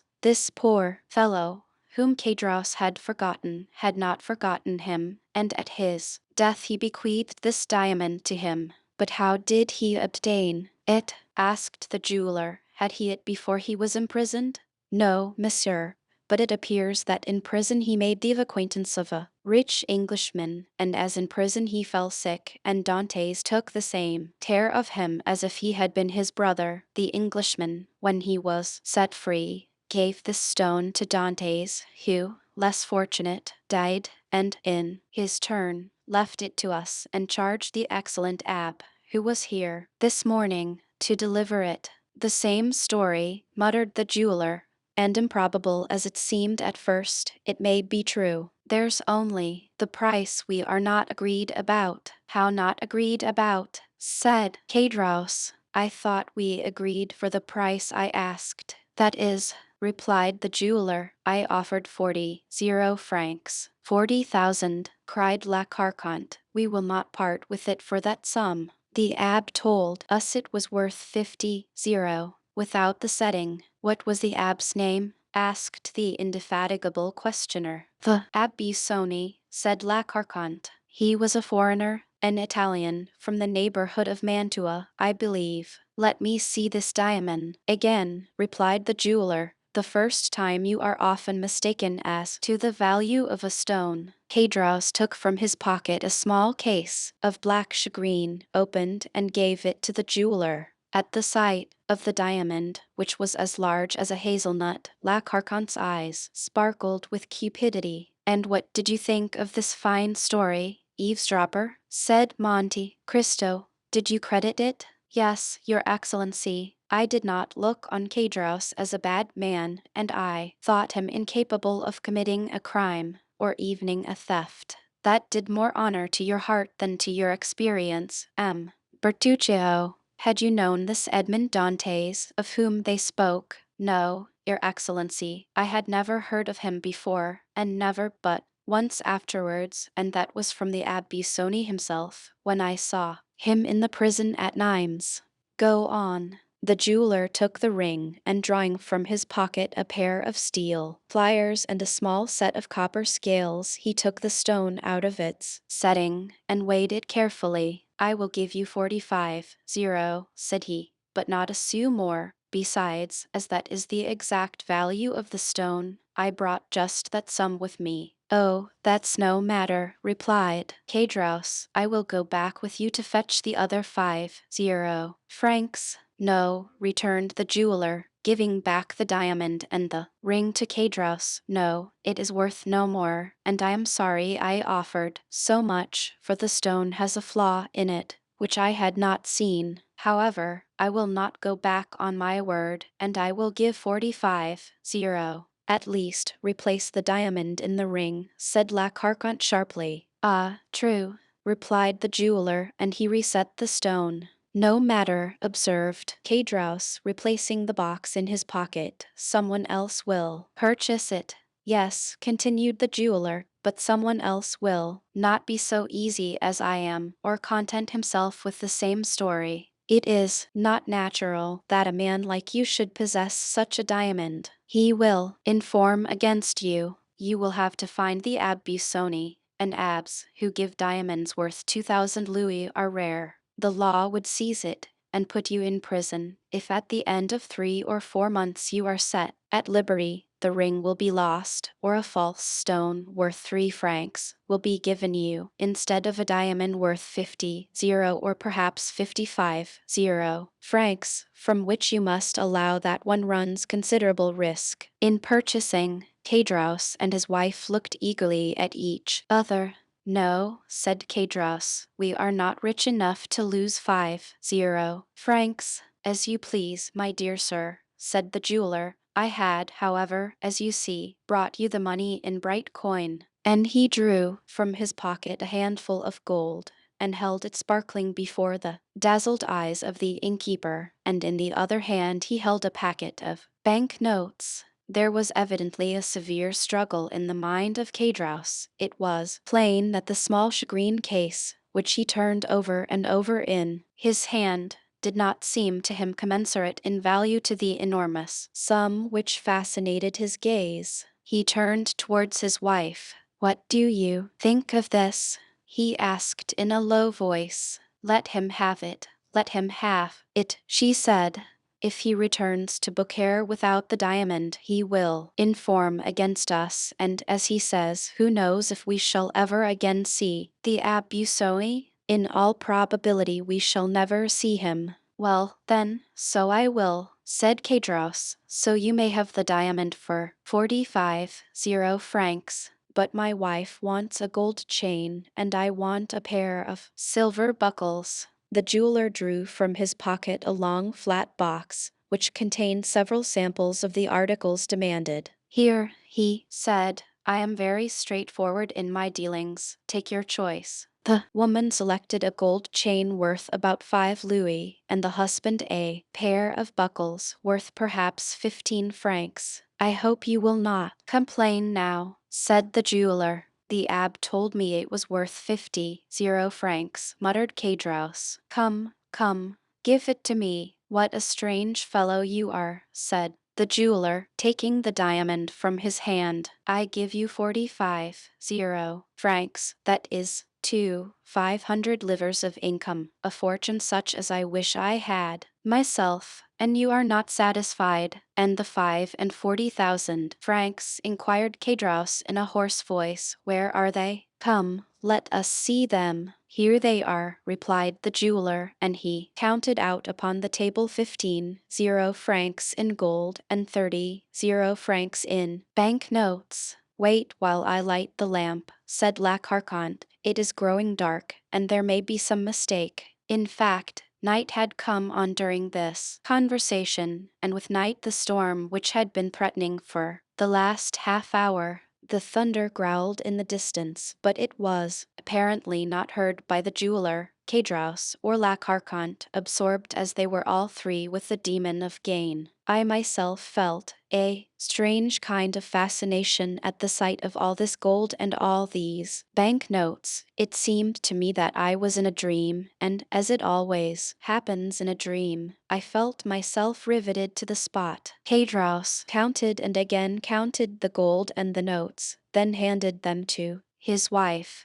who counted and counted them again in her turn. During this time, the jeweler made the diamond play and sparkle in the lamplight, and the gem threw out jets of light which made him unmindful of those which, precursors of the storm, began to play in at the windows. "Well," inquired the jeweler, "is the cash all right?" "Yes," said Kadros. "Give me the pocket book, Lacarcant, and find a bag somewhere." Lacarcant went to a cupboard and returned with an old leathern pocket book and a bag. From the former she took some greasy letters and put in their place the bank notes, and from the bag took 2 or 3 crowns of 6 slivers each, which, in all probability, formed the entire fortune of the miserable couple. "There," said Kadros, "and now, although you have wronged us of perhaps 10 francs, will you have your supper with us? I invite you with goodwill." "Thank you," replied the jeweler. "It must be getting late, and I must return to Beaucaire. My wife will be getting uneasy." He drew out his watch and exclaimed, "Morbleu, nearly 9 o'clock. Why, I shall not get back to Beaucaire before midnight. Good night, my friends. If the Abbe Busoni should by any accident return, think of me. In another week you will have left Beaucaire," remarked Kadros, "for the fair ends in a few days." "True, but that makes no difference. Write to me at Paris, to M. Joannes in the Palais Royal, Arcade Pierre, No. 45. I will make the journey on purpose to see him, if it is worth while." At this moment, there was a tremendous clap of thunder, accompanied by a flash of lightning so vivid that it quite eclipsed the light of the lamp. "See here," exclaimed Kadros, "you cannot think of going out in such weather as this." "Oh, I am not afraid of thunder," said the jeweler. "And then there are robbers," said Lacarcant. "The road is never very safe during fair time." "Oh, as to the robbers," said Joannes, "here is something for them," and he drew from his pocket a pair of small pistols loaded to the muzzle. "Here," said he, "are dogs, who bark and bite at the same time. They are for the 2 first who shall have a longing for your diamond, friend Kadros." Kadros and his wife again interchanged a meaning look. It seemed as though they were both inspired at the same time with some horrible thought. "Well, then, a good journey to you," said Kadros. "Thanks," replied the jeweler. He then took his cane, which he had placed against an old cupboard, and went out. At the moment when he opened the door, such a gust of wind came in that the lamp was nearly extinguished. "Oh," said he, "this is very nice weather, and 2 leagues to go in such a storm." "Remain," said Kadros. "You can sleep here." "Yes, do stay," added Lacarcant in a tremulous voice. "We will take every care of you." "No, I must sleep at Beaucaire. So, once more, good night." Kadros followed him slowly to the threshold. "I can see neither heaven nor earth," said the jeweler, who was outside the door. "Do I turn to the right or to the left hand?" "To the right," said Kadros. "You cannot go wrong. The road is bordered by trees on both sides." "Good, all right," said a voice almost lost in the distance. "Close the door," said Lacarcant. "I do not like open doors when it thunders, particularly when there is money in the house, eh?" answered Kadros, double-locking the door. He came into the room, went to the cupboard, took out the bag and pocket-book, and both began, for the 3rd time, to count their gold and bank notes. I never saw such an expression of cupidity as the flickering lamp revealed in those 2 countenances. The woman, especially, was hideous. Her usual feverish tremulousness was intensified, her countenance had become livid, and her eyes resembled burning coals. "Why," she inquired in a hoarse voice, "did you invite him to sleep here tonight?" "Why, said Cadros with a shudder. Why, that he may not of the trouble of returning to Beaucaire. Ah, responded the woman with an expression impossible to describe. I thought it was for something else. Woman, woman, why do you have such ideas? Cried Cadros. Or, if you have them, why don't you keep them to yourself? Well, said La Carconte, after a moment's pause, you are not a man. What do you mean? Added Cadros. If you had been a man, you would not have let him go from here. Woman, or else he should not have reached Beaucaire. Woman, the road takes a turn, he is obliged to follow it, while alongside of the canal there is a shorter road. Woman, you offend the good God. There, listen. And at this moment there was a tremendous peal of thunder, while the livid lightning illumined the room, and the thunder, rolling away in the distance, seemed to withdraw unwillingly from the cursed abode. Mercy, said Cadros, crossing himself. At the same moment, and in the amid of the terrifying silence which usually follows a clap of thunder, they heard a knocking at the door. Cadros and his wife started and looked aghast at each other. Who's there? Cried Cadros, rising and drawing up in a heap the gold and notes scattered over the table, and which he covered with his two hands. It is I, shouted a voice. And who are you? Partidu, Joannes, the jeweler. Well, and you said I offended the good God, said La Carconte with a horrid smile. Why, the good God sends him back again. Cadros sank pale and breathless into his chair. La Carconte, on the contrary, rose, and going with a firm step towards the door, opened it, saying, as she did so, Come in, dear M. Joannes. Ma foi, said the jeweler, drenched with rain, I'm not destined to return to Beaucaire tonight. The shortest follies are best, my dear Cadros. You offered me hospitality, and I accept it, and have returned to sleep beneath your friendly roof. Cadros stammered out something, while he wiped away the sweat that started to his brow.